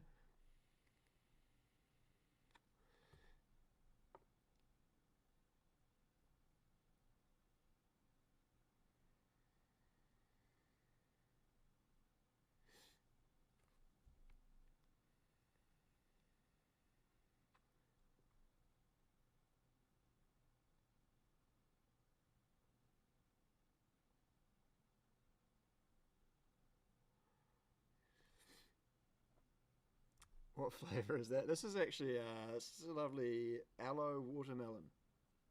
Aloe watermelon. No, kidding. Not kidding. Actually, that's the real flavour.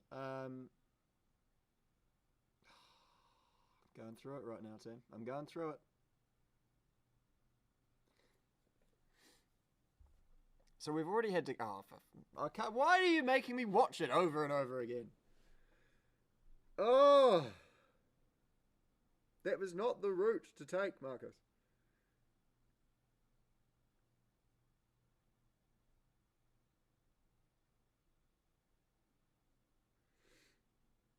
So we're already under caution by the time. Oh, for fuck's sake! Oh my God, Ferrucci's going to lose his mind.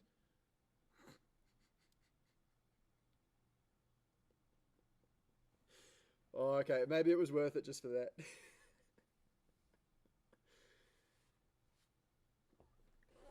Okay. I can't be bothered watching all of these shunts because it just enrages me. Oh my God, that was so funny. Rasmussen, yeah, that cost us position. Fuck's sake.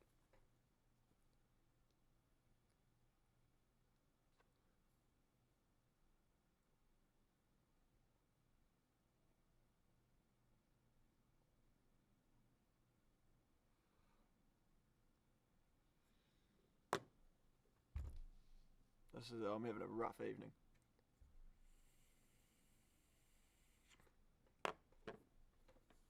That's it. I'm actually.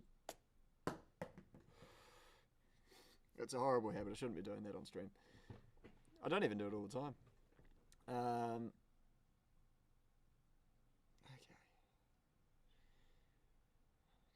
Okay. Cold, hard cigarette. Yeah, me too. Okay. All right. Okay then. 57 of 100. We should be okay. And we're in the pit. We've just stopped. We've done an 8.6 second stop, so that's fine. Lundgaard's been in there for 18 seconds and counting. I'm enjoying this.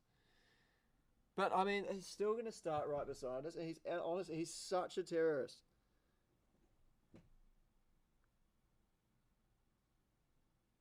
The man... believe it or not, Christian Lundgaard's actually more dangerous on the piss than he is on the track.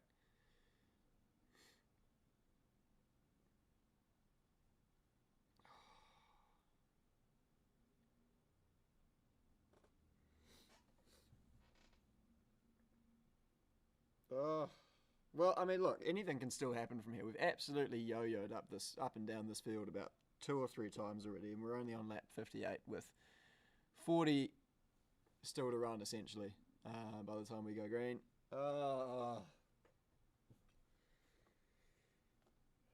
We've gained 2 stops in the pits. That's fucking, yeah, that's a piece of news.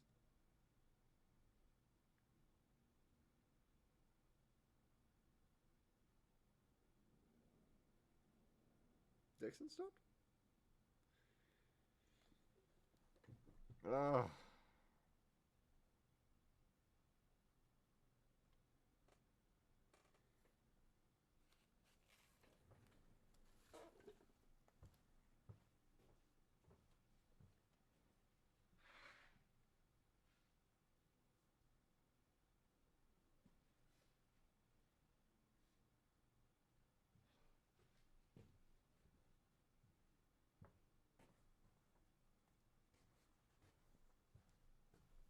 What's the...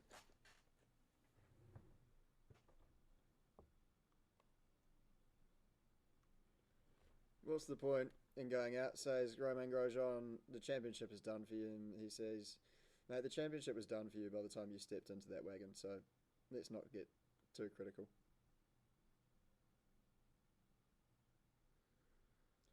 Wouldn't you be glad that you sacked Callum and you've got an angry Frenchman on the radio saying that he doesn't actually see a point because he's not going to win the championship? That's a good attitude to have. Cock.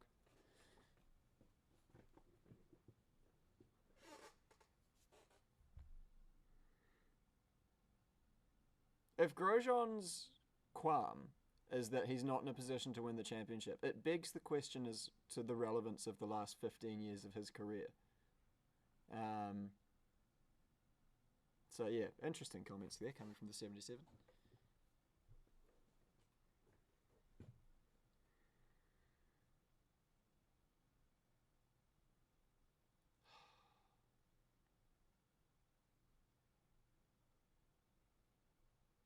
Right, 40 to, yeah, we're on 15. Well, I'll pipe up when it goes green again. We'll see whatever fucking carnage awaits us at this absolute shitter of a track.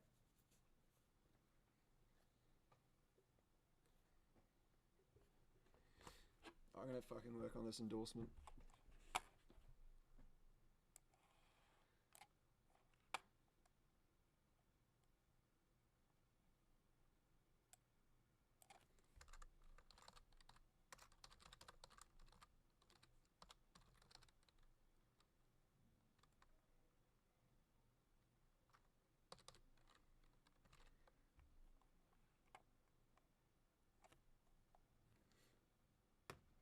Here we go, we're green.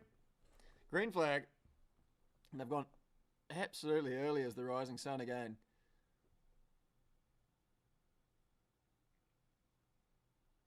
Rossi on Ericsson. Rossi's looking quite racy. Oh, he's been squeezed by the Swede, but he could go up and under. And one of the McLarens has absolutely just steamed it into the side of somebody. It was Porsche, but he seems to have got away with it all right. How the fuck? I don't know if he's got through that corner, though, because he just stuffed it in front of Canapino, but he's through. Mate, talk about backing it in.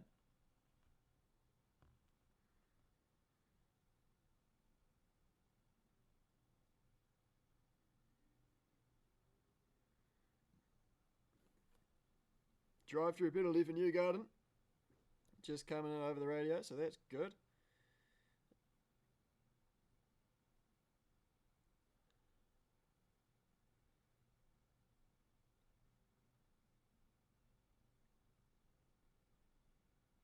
Okay, so where are we?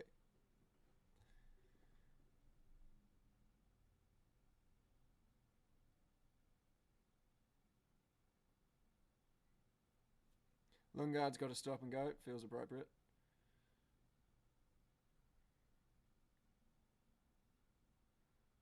I've really lost grasp of this race. The track, we haven't actually really had any running since it rained.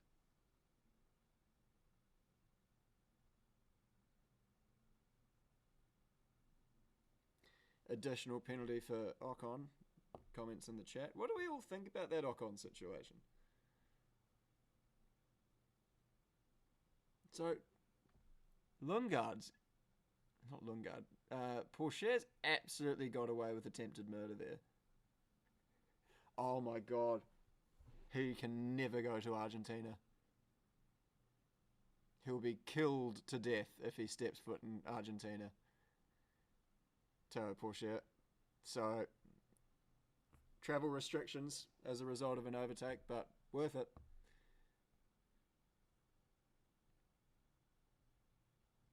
Pelot's looking at the back of Rossi again. So doing a little bit of moving in the braking zone, but not too much. Rossi is running the best livery on the grid. Anyone who disagrees is wrong.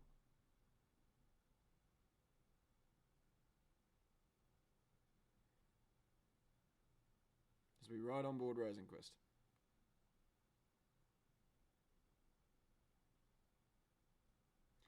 Okay, so Marcus is back to 16th now, and he's got a few seconds to recover to get to VK.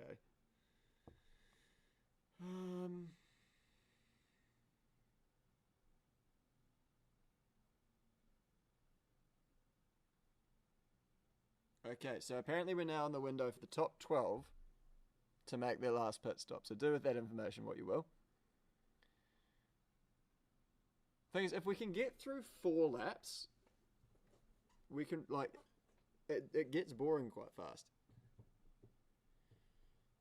So let's see what happens.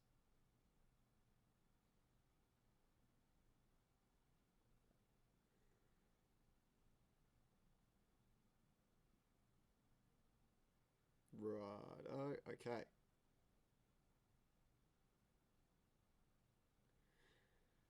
Just to sort of catch everyone up, I've got absolutely no idea where anybody's sitting on strategy at this moment in time. So this could literally be won by anybody, which is why it's a lot better than Formula One. Oh! Rob's in the wall.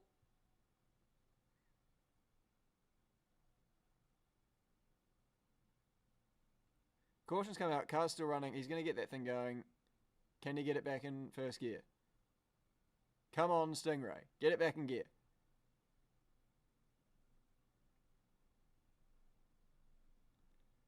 So we're riding on, yeah, okay, so we're watching from Scott McLaughlin's perspective. I suspect he's just outbraked himself, or has McLaughlin done some terrorism? McLaughlin's committed some terrorism.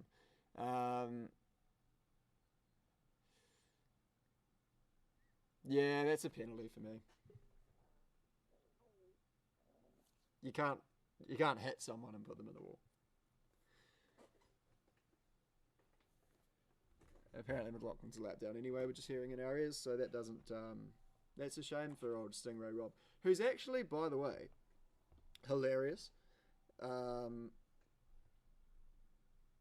feel real bad that he's turned into such a punching bag, but like he ran really well at the 500. But then if you haven't watched Stingray Rob's interview at the post 500 event that I keep talking about, and I can't think of a name for, his talk was absolutely hilarious. He's got fantastic chat, Stingray Rob, so I'm a fan. See a lot of myself in him. Right, Pourchaire's put his suspension completely sideways. He's got that thing in 500 mode.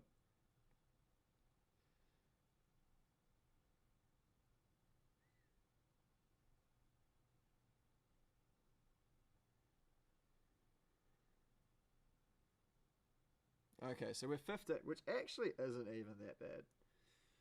And do we have a stop up our sleeves, mate? I don't know. I've got absolutely no idea what's going on with this thing.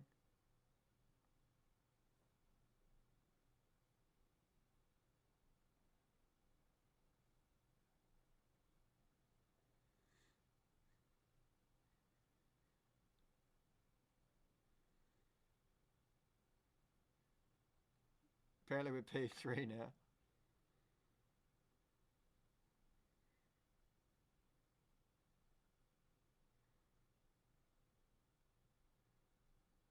Are we? How? Yeah, does anyone know what Marcus's strategy is? That's a great question from Emily13211. Can we say, oh my god, if somebody says fucking fuel save one more time, I swear to god.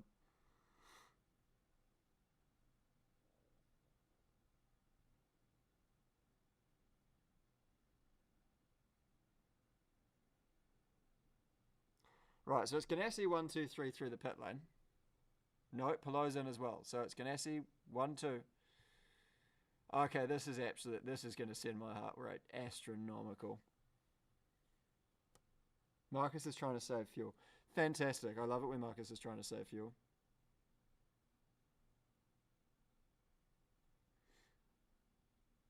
Right, we need a PK situation here.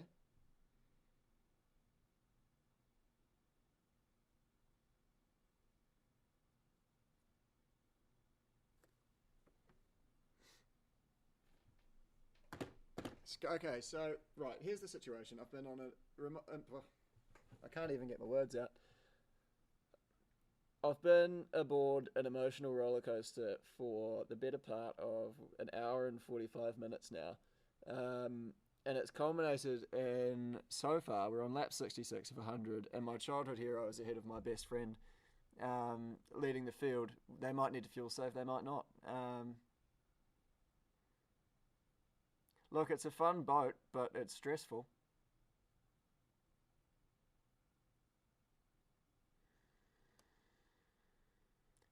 Oh, this race is going to take a fucking year and a half off my life. Jesus.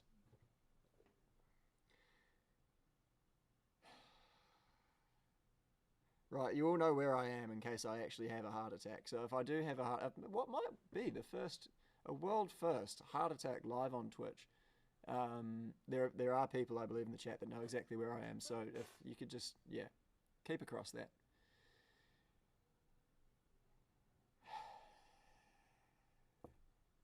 So it's Dixon. Here we go. I'll take you through the field as we're under yellows. It's Dixon from Armstrong in first and second. Then it's Tristan Vautier in P3. Fourth, Kirkwood, Newgarden, Rossi, Pillow, Ericsson, Power. And O'Ward rounds out your top 10. Then it's Osama bin Lungard in P11, followed by Rosenqvist, Fittipaldi, Canapino, Rahal as your top 15.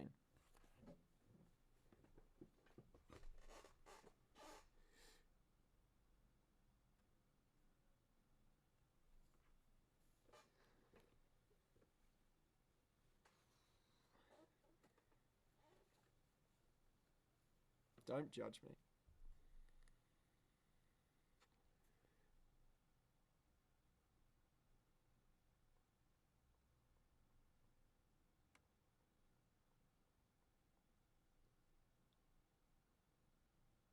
Scott Dixon's going to lead the field to green.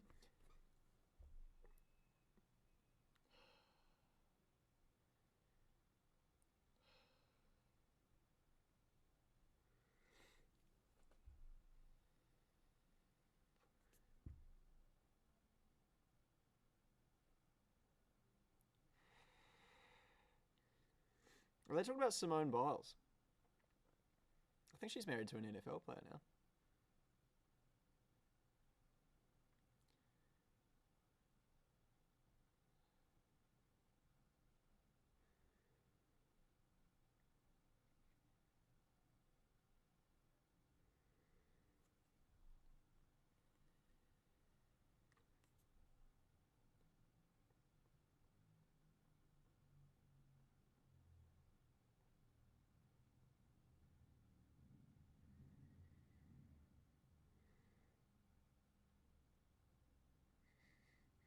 Thanks, Emma. Right. 68 of 100.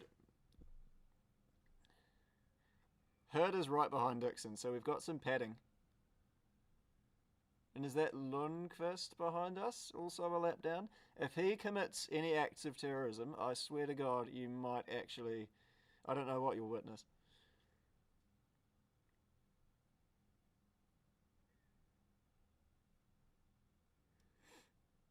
Oh.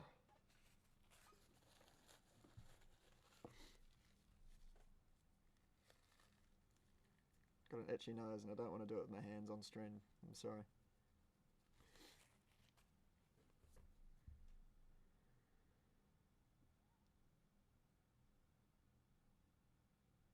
Okay, Marcus Armstrong got a mention on the commentary for about 2 seconds from Lee Diffie, so we still don't know what his strategy is. Again, courtesy of the horrific timing and scoring system that IndyCar operate, I've got absolutely zero idea what's going on with Marcus's car, paired with the fact that I haven't really been paying attention to the actual commentary, so that's probably my fault. I'm gonna vomit. I actually might vomit.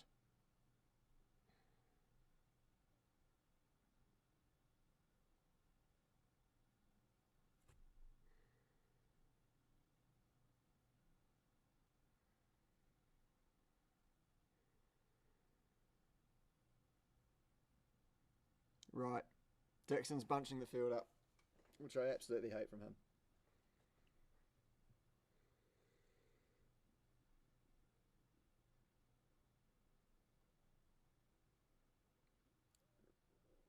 Okay.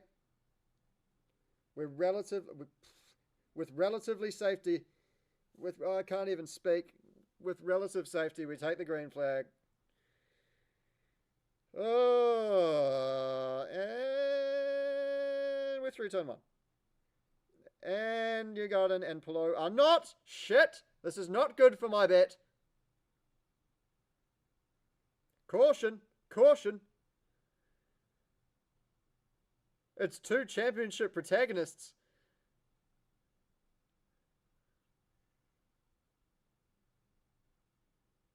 I can't actually bear this.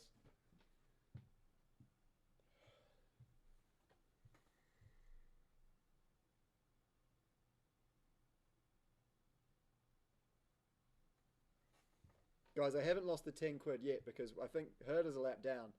So if Palou can get running again, we're still actually in the green.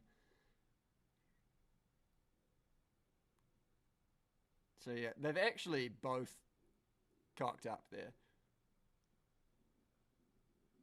So that's both of their faults. Neither of those two can be angry with each other. They've actually just both had accidents in the same place. That's quite funny. Okay, so we're going to be yellow for again a little bit here, so I'm going to see if I can finish this endorsement and take my mind off things because I'm absolutely freaking out right now.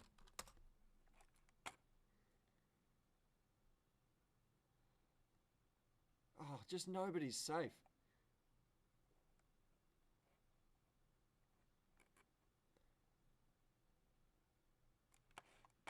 Right, what are we including under this policy? Something at the Nürburgring.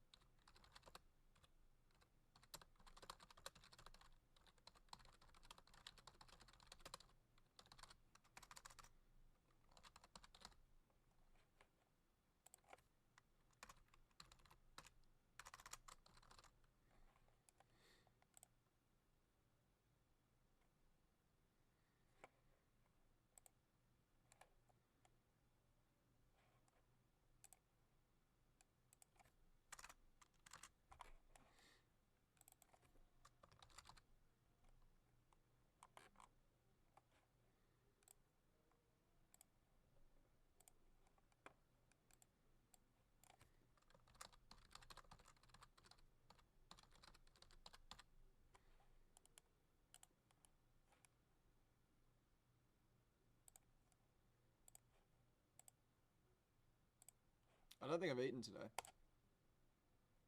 I had some fries at Soho House, but that was the wankiest thing I think I'll actually say in this entire stream.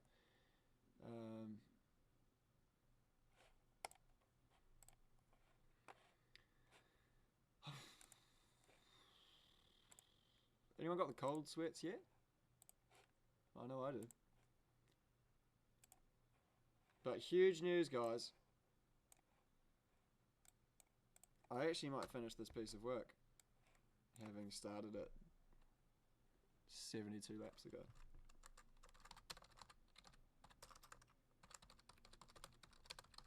Can I get this email out before we go green again? There's a challenge.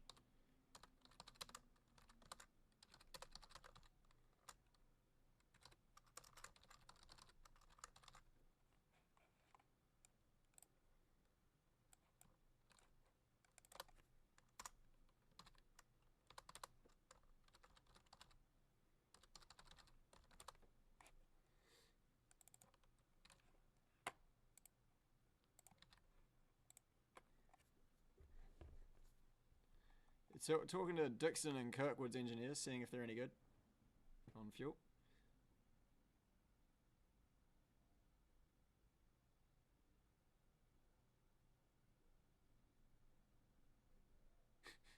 Thoughts of Brian Herder. Mirroring my own. No, I hate this. Right, now, we're probably about to go green again soon, folks. Now, if any shit goes down, can you just hold your horses until I've had the chance to watch?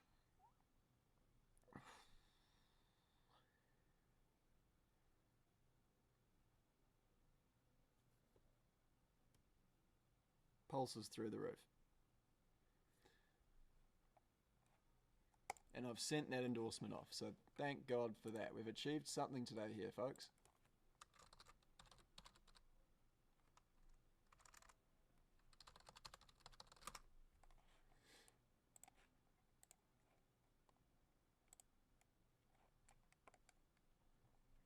Okay, all right, we're green.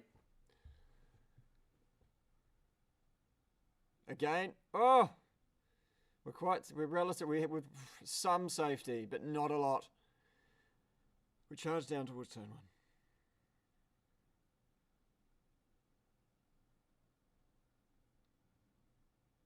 Through the hairpin. Oh, Rossi getting dicey with Ericsson, and they're both through. Everyone's through the hairpin. Okay. Ericsson wisely covers into the 90-degree left.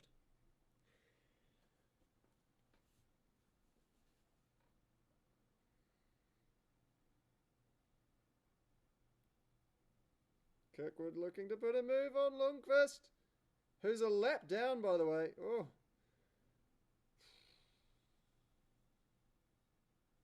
Right, well, that's one green lap. Almost.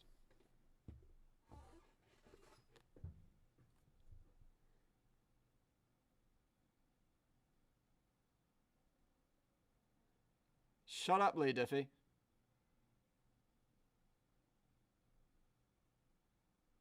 Okay, now we're listening into Dixon's throttle usage. Okay, so why? Okay, right, no, we're good. Oh, we're fine. Pato, Ward, and Power going at it. They're making me a little bit on edge. I mean, they can come together. I don't give a shit, but... Does anyone know how much fuel we have? Does anyone know how much fuel we have?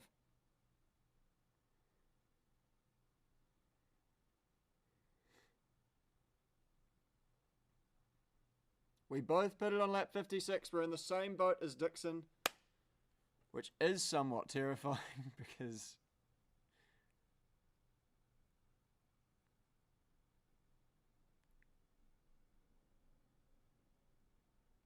Right, let's...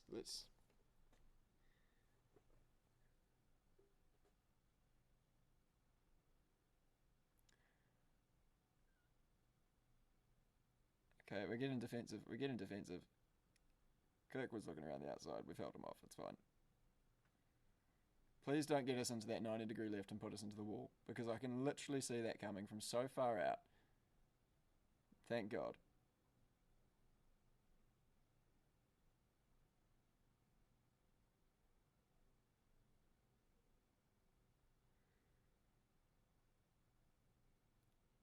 Sorry, this is not going to be the most riveting and detailed commentary you've heard.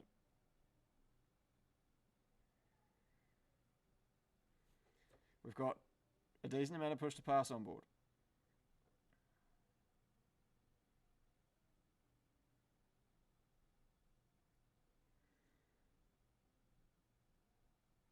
What a scruffy exit from Kirkwood there. Are we on the push to pass button? I believe he is.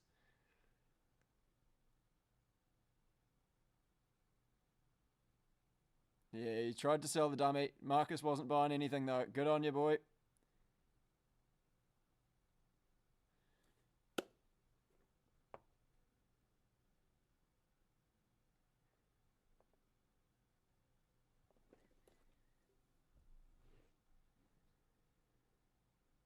Oh, I can't actually fucking bear this.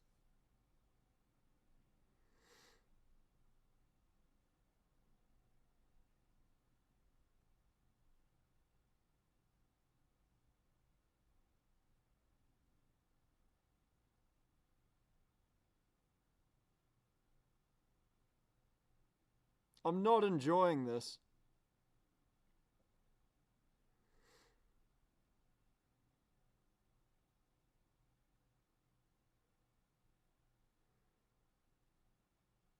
We've got a good exit there onto the back straight, so that's solid. I don't think we need to defend on this lap.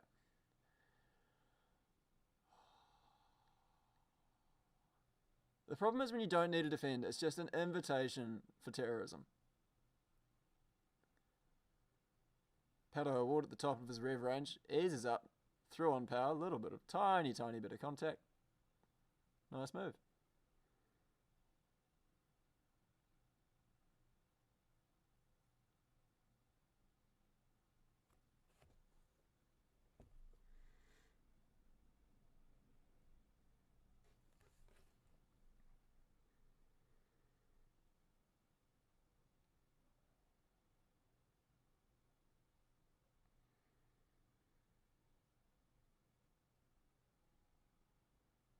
$79 of 100. All I'm really going to be able to give you is a lap count here because my brain is going 10 to the dozen. Can we have another caution?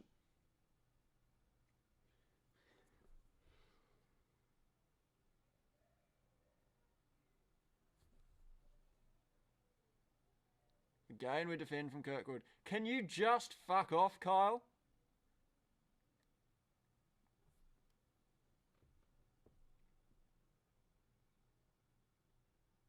He's got really nice traction. Marcus does.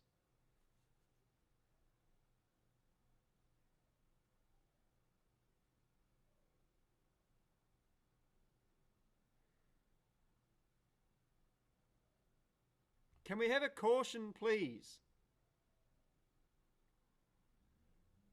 I want to see us run out of fuel on the road before we give this up.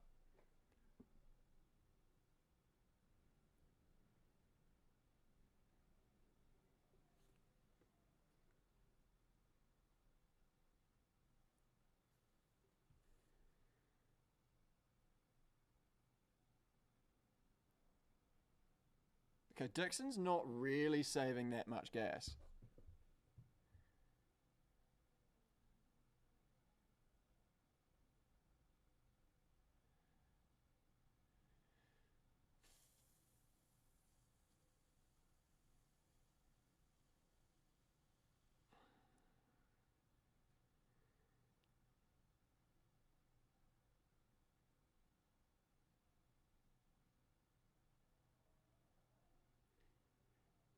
Right, we were running solid around about 200 viewers for most of the race, and now we're on about 260. So those 60 of you part-time supporters, welcome.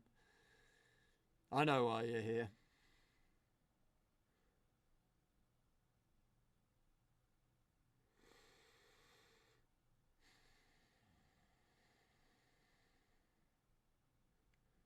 Right, we've got a second gap now over Kirkwood. No idea where we stand on petrol.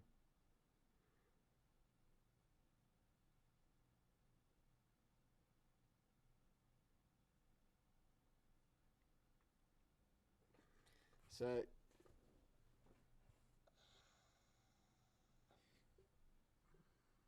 Lundgaard, do some terrorism. How is Canapino just not driven into the side of Fittipaldi? How have you done that? It's the first time I've ever seen you achieve going side by side with someone without making contact. It's okay, we're still running second. And we don't wish cautions, we don't wish bad luck on anybody. But perhaps a piece of rogue debris or something could enter the track. And, oh, Newgarden is crabbing. Is he?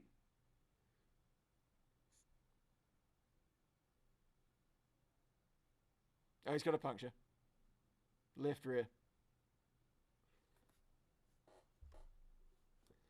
Just park it up, Joseph. I don't think that thing's safe to drive it all the way back to pit lane. Just park it up.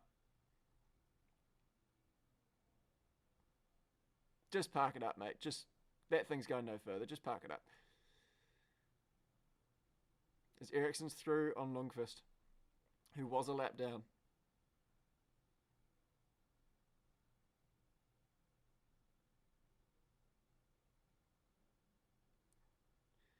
And again, Canapino and Fittipaldi get through okay side by side. That's irking me.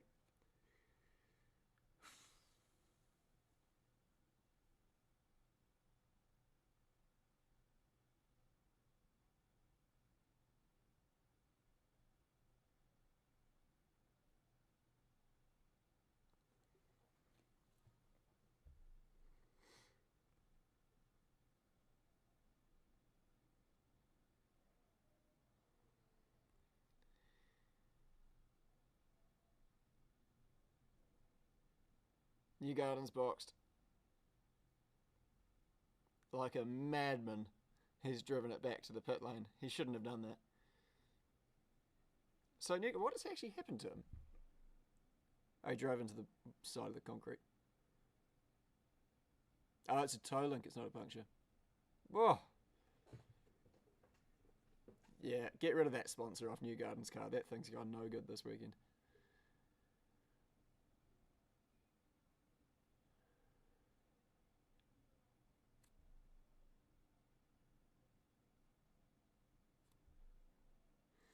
Okay, so apparently Armstrong's being sold to save fuel.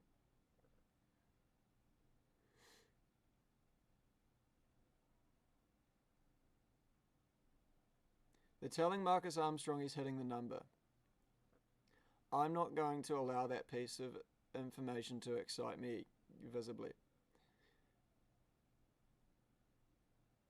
Because I hear no fat ladies singing. And until she pipes up those beautiful lungs, I'm not getting excited.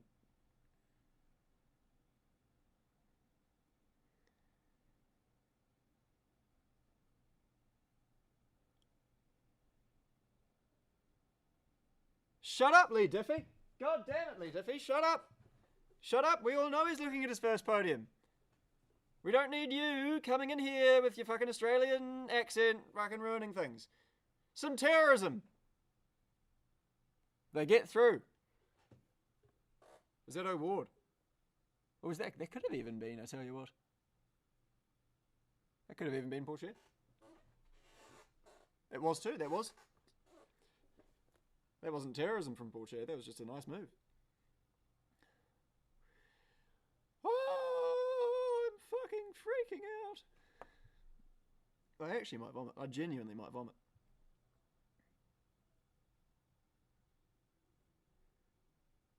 Whoa! Sorry, I was just reacting to the replay of Ferrucci and Porsche. Porsche still peddling with that Indy 500 setup. Fucking good on him. That's backbone. Okay, Vautier is the cork in the bottle as Ferrucci gets around him.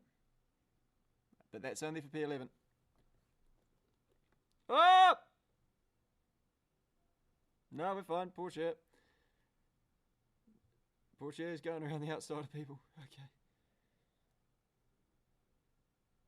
16 to go. 16 to go. 15 to go. 15%. Come on, that's just tact. Let's do it.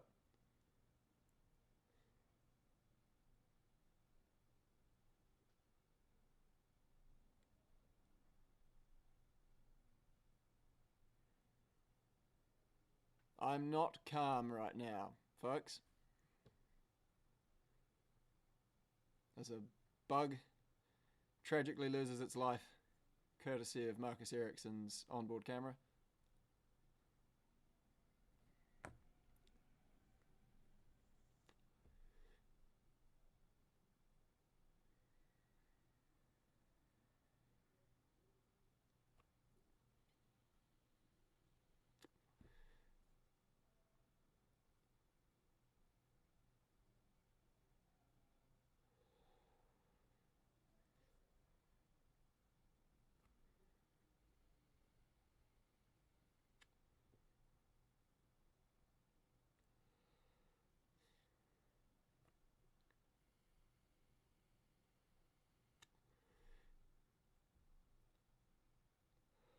No. It's dead.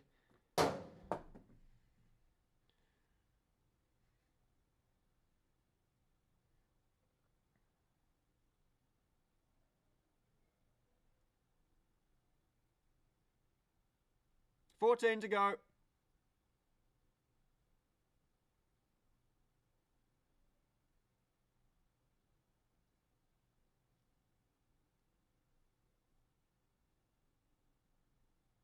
I've got Lee Diffie's, sorry, Lee Diffie's just yelling about Ferrucci and Canapino, which is fine, that's his job.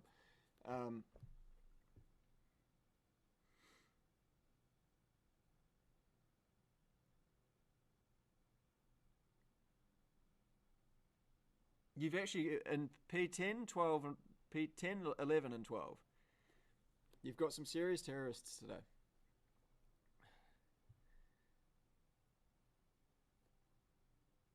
Is that?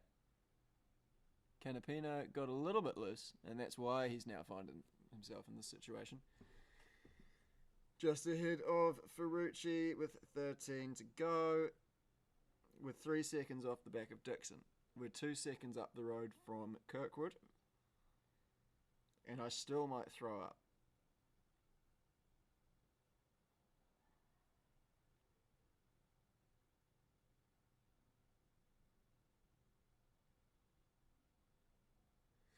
Porsche with the 500 setup, still hacking away.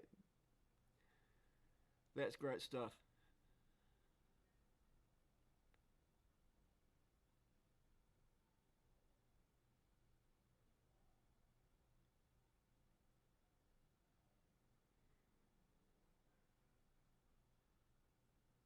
$12 to go. Oh my god, I actually can't fucking bear this.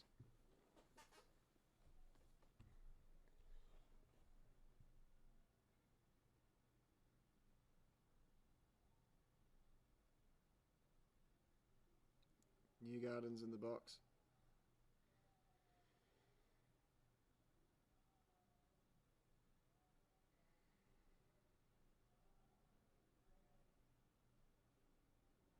We're all in this together, everyone.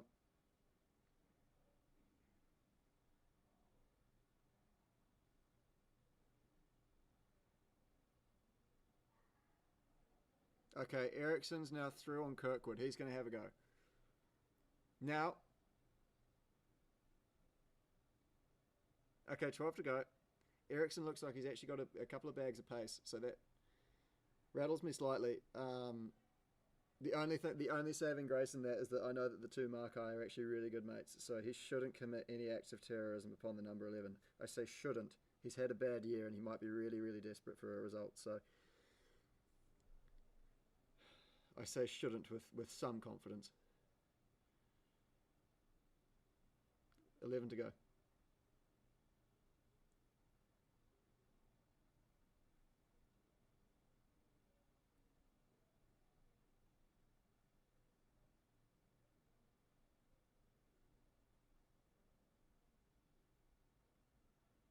Why is there still 11 to go? Hurry up, hurry up! Absolutely hating this.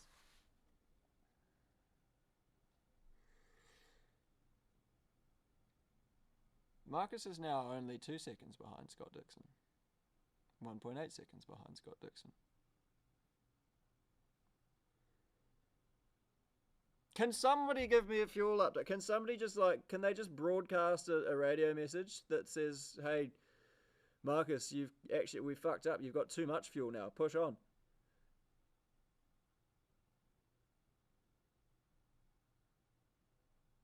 Herd is apparently blocking Dixon, which, I mean, fine. Fine.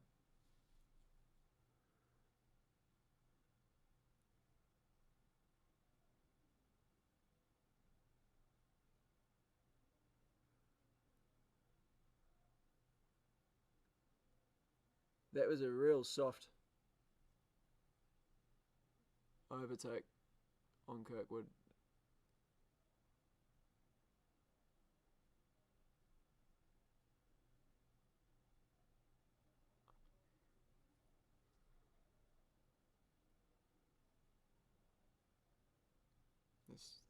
There's 10 laps to go. There's 10 laps to go here now in Detroit, so that's what we're doing. Colton Hurd is apparently back on the lead lap, so that's why he's being a real pest.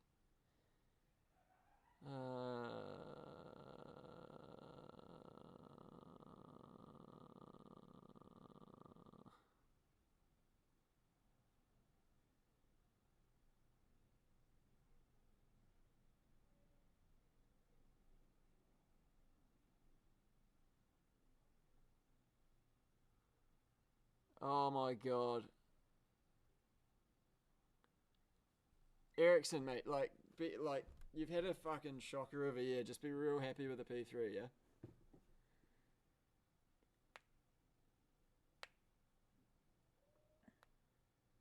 Okay, so Ericsson's got pace out the wazoo. That's the bad news.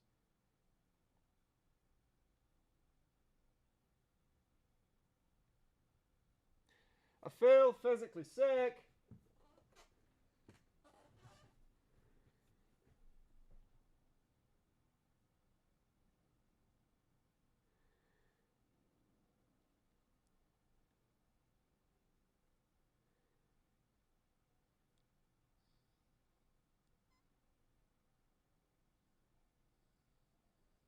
Come on, MA. I mean, to be honest, if we give up, if we go from 2 to 3,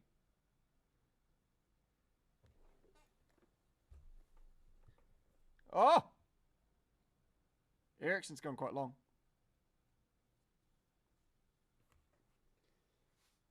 Oh my goodness gracious.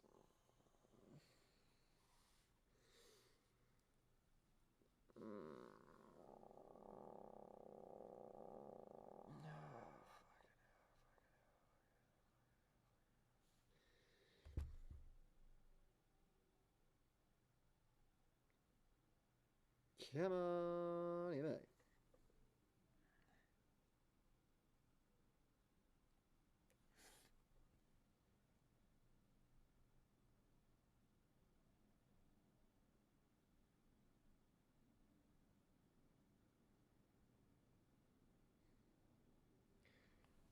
I feel like there is a requirement if you're on the lead lap to still get out of the way of the leaders if you're about to be lapped. I don't understand quite this blue flag rule.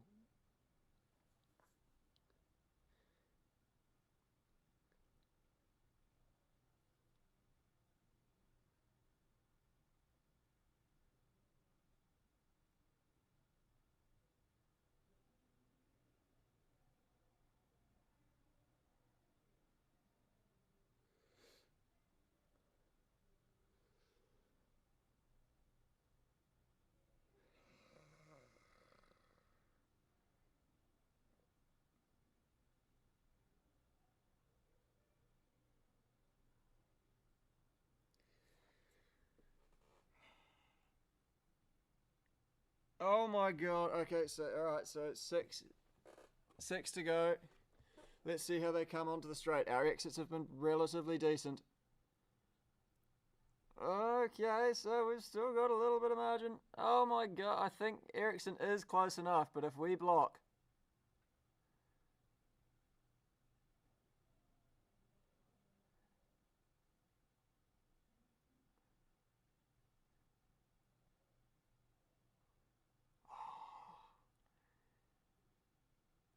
Okay, he is driving quite well. Nice and square on the exits. Good boy.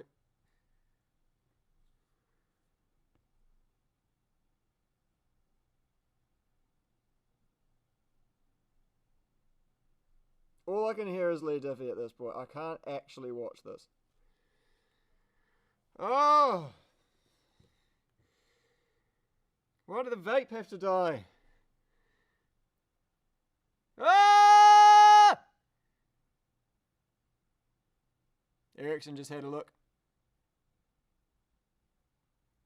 Come on, nail that exit.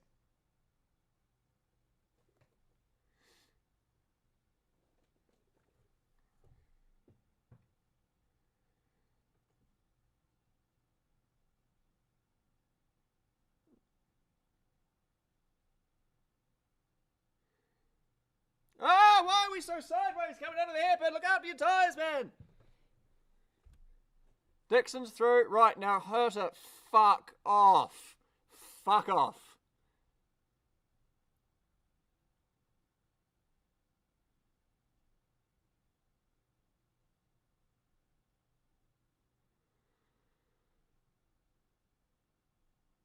This has got to now surely be. And they've pitted Herta. Quite gentlemanly.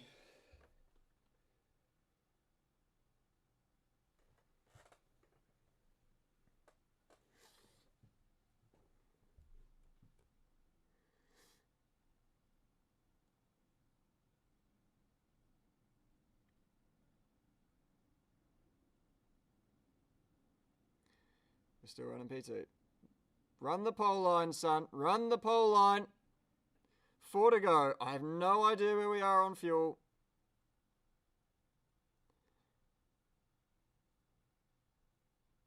Four to go. We're around the hairpin once more.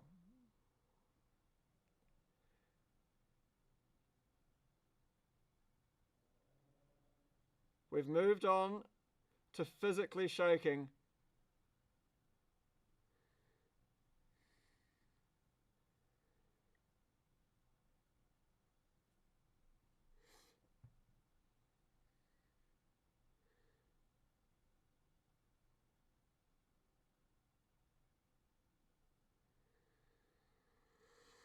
We need to go through that hairpin 3 more times. Get off that corner. Get off that corner. Come on, boy. I think the gap's okay.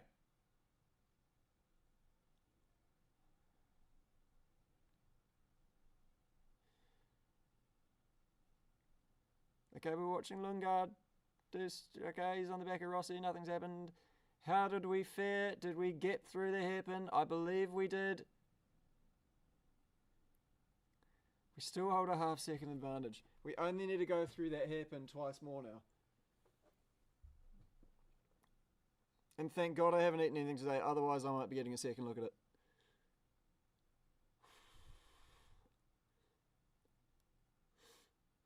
Come on, MA. Nice and square.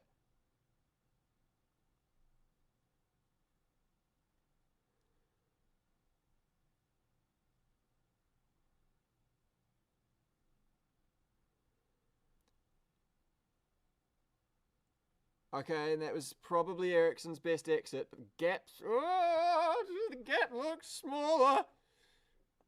Hug the pole line. Come on, don't give him. Oh, you fucking stupid bastard. What are you doing? You just gave him the corner. Oh, fuck. Fuck. But we're still third. Okay. The podium's in sight.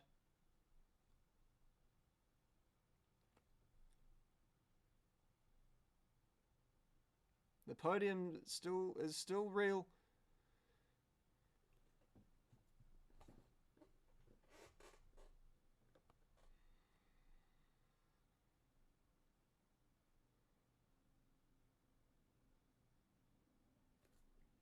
I'm turning my phone off. Last lap. Ericsson's done it.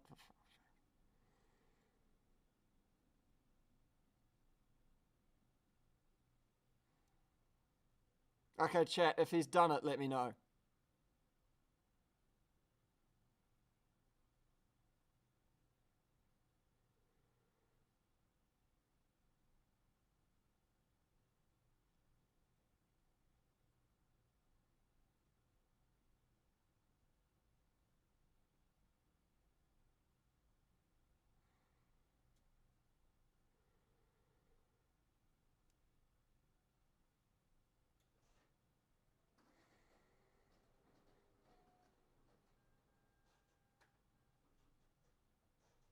We've done it!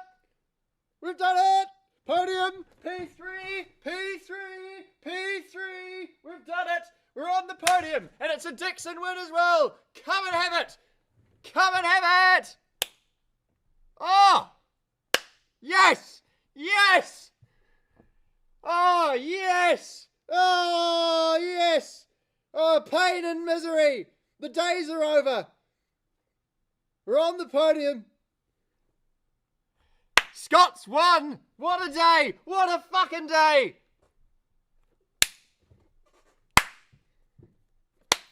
Yes! Yes! Yes! Oh! Yes!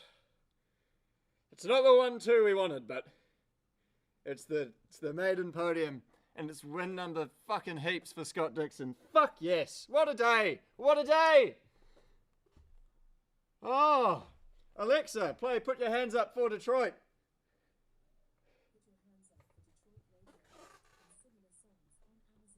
Oh.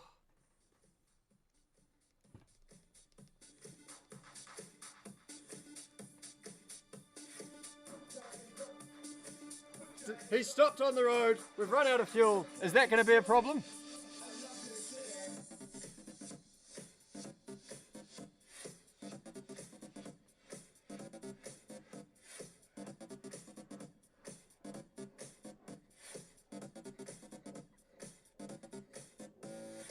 Put your hands up.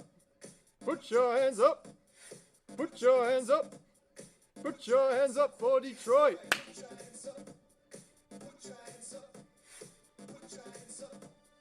Put your hands up for Detroit. Oh, how good. Oh, how good. Oh, how good. How good. How good. The Screaming Meals community floods into the Twitch stream. Ah. And a Dixon win. And a Dixon win. Could this day get any better? Oh, it was looking fucking shit for a while, but we got there in the end. Oh.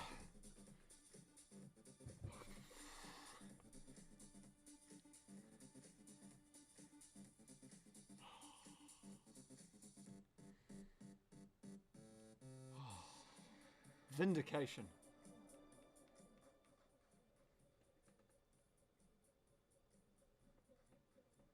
Oh, we're coming to a drop. Put your hands up for Detroit, a lovely city. Put your hands up. Put your hands up. Put your hands up. Put your hands up for Detroit. Put your hands up. Put your hands up. Put your hands up. Dixon puts his hands up for Detroit. Let's fucking go.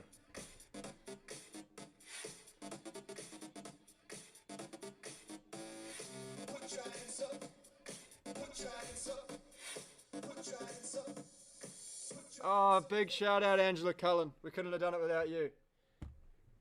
Oh. Here's Dixon's interview. And another banger comes on.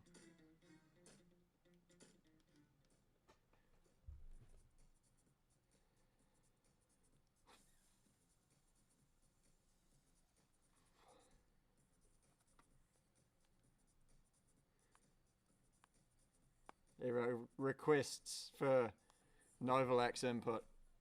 We'll get him on the horn. What a fucking day to be a Screaming Meals fan. They made us pay for it last weekend, folks, but fuck, we've reaped the rewards here on this Sunday. It's been a long old road. I'm just going to turn up Scott Dixon.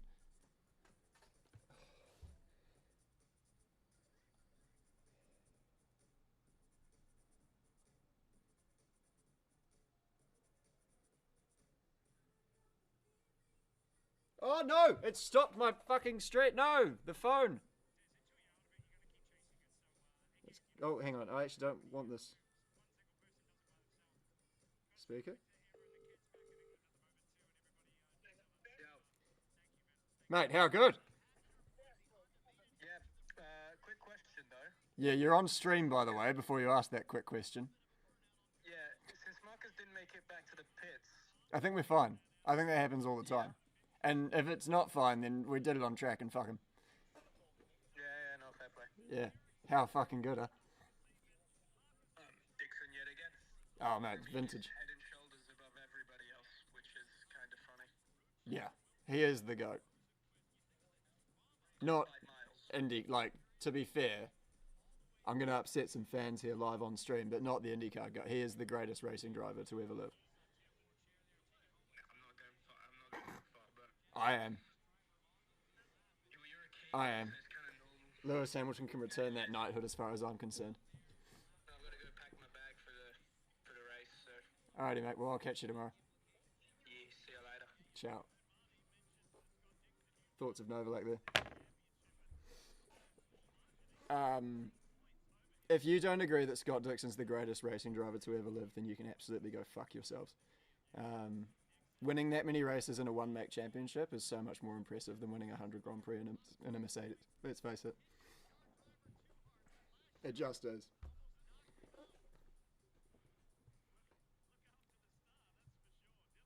Oh, right, are we going to get an Armstrong interview? Hang on, I'm just going to reconnect to my AirPods here.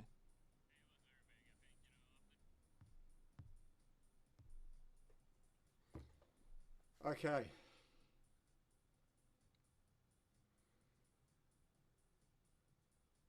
Oh.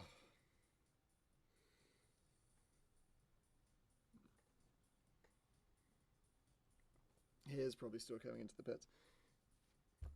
Ericsson's looking about as red as that Firestone hat. Oh, whatever you drive a Firestone. Well done, Ganassi. You fucking backbones. Oh.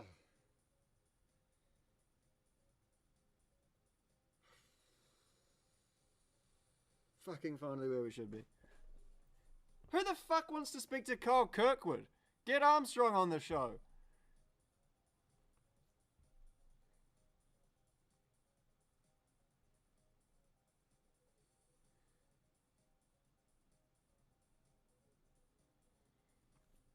Oh.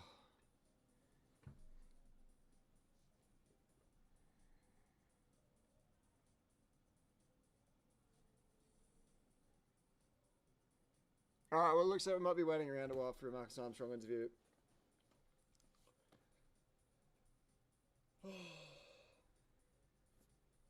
We've done it. What a fucking great way to round out the week. Pepe Marti's podcast will probably be out on Tuesday or Wednesday.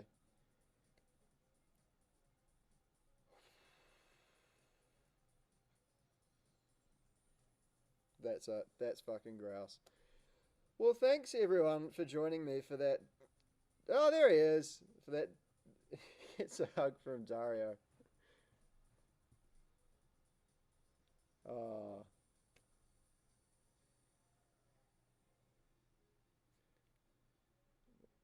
He will have wanted to win. You can already see it in his body language. He's pissed off he didn't win. But, oh, mate. Fuck yes. We're on the board. That's the podium. More where that came from. That one's for Angela. That one's... It's Marcus's result. He can dedicate it to whoever the fuck he wants to, but I'm dedicating it to Angela. I've been trying to wrap this thing up for a while now. Thanks, everyone. Looks like I'm not going to get the Marcus Armstrong interview I wanted, and my phone's just fallen off the stand I had it on. So thank you, everyone, for tuning in. Keep it up. Buy a fucking Screaming Meals t-shirt while you're at it. How good. Kia kaha.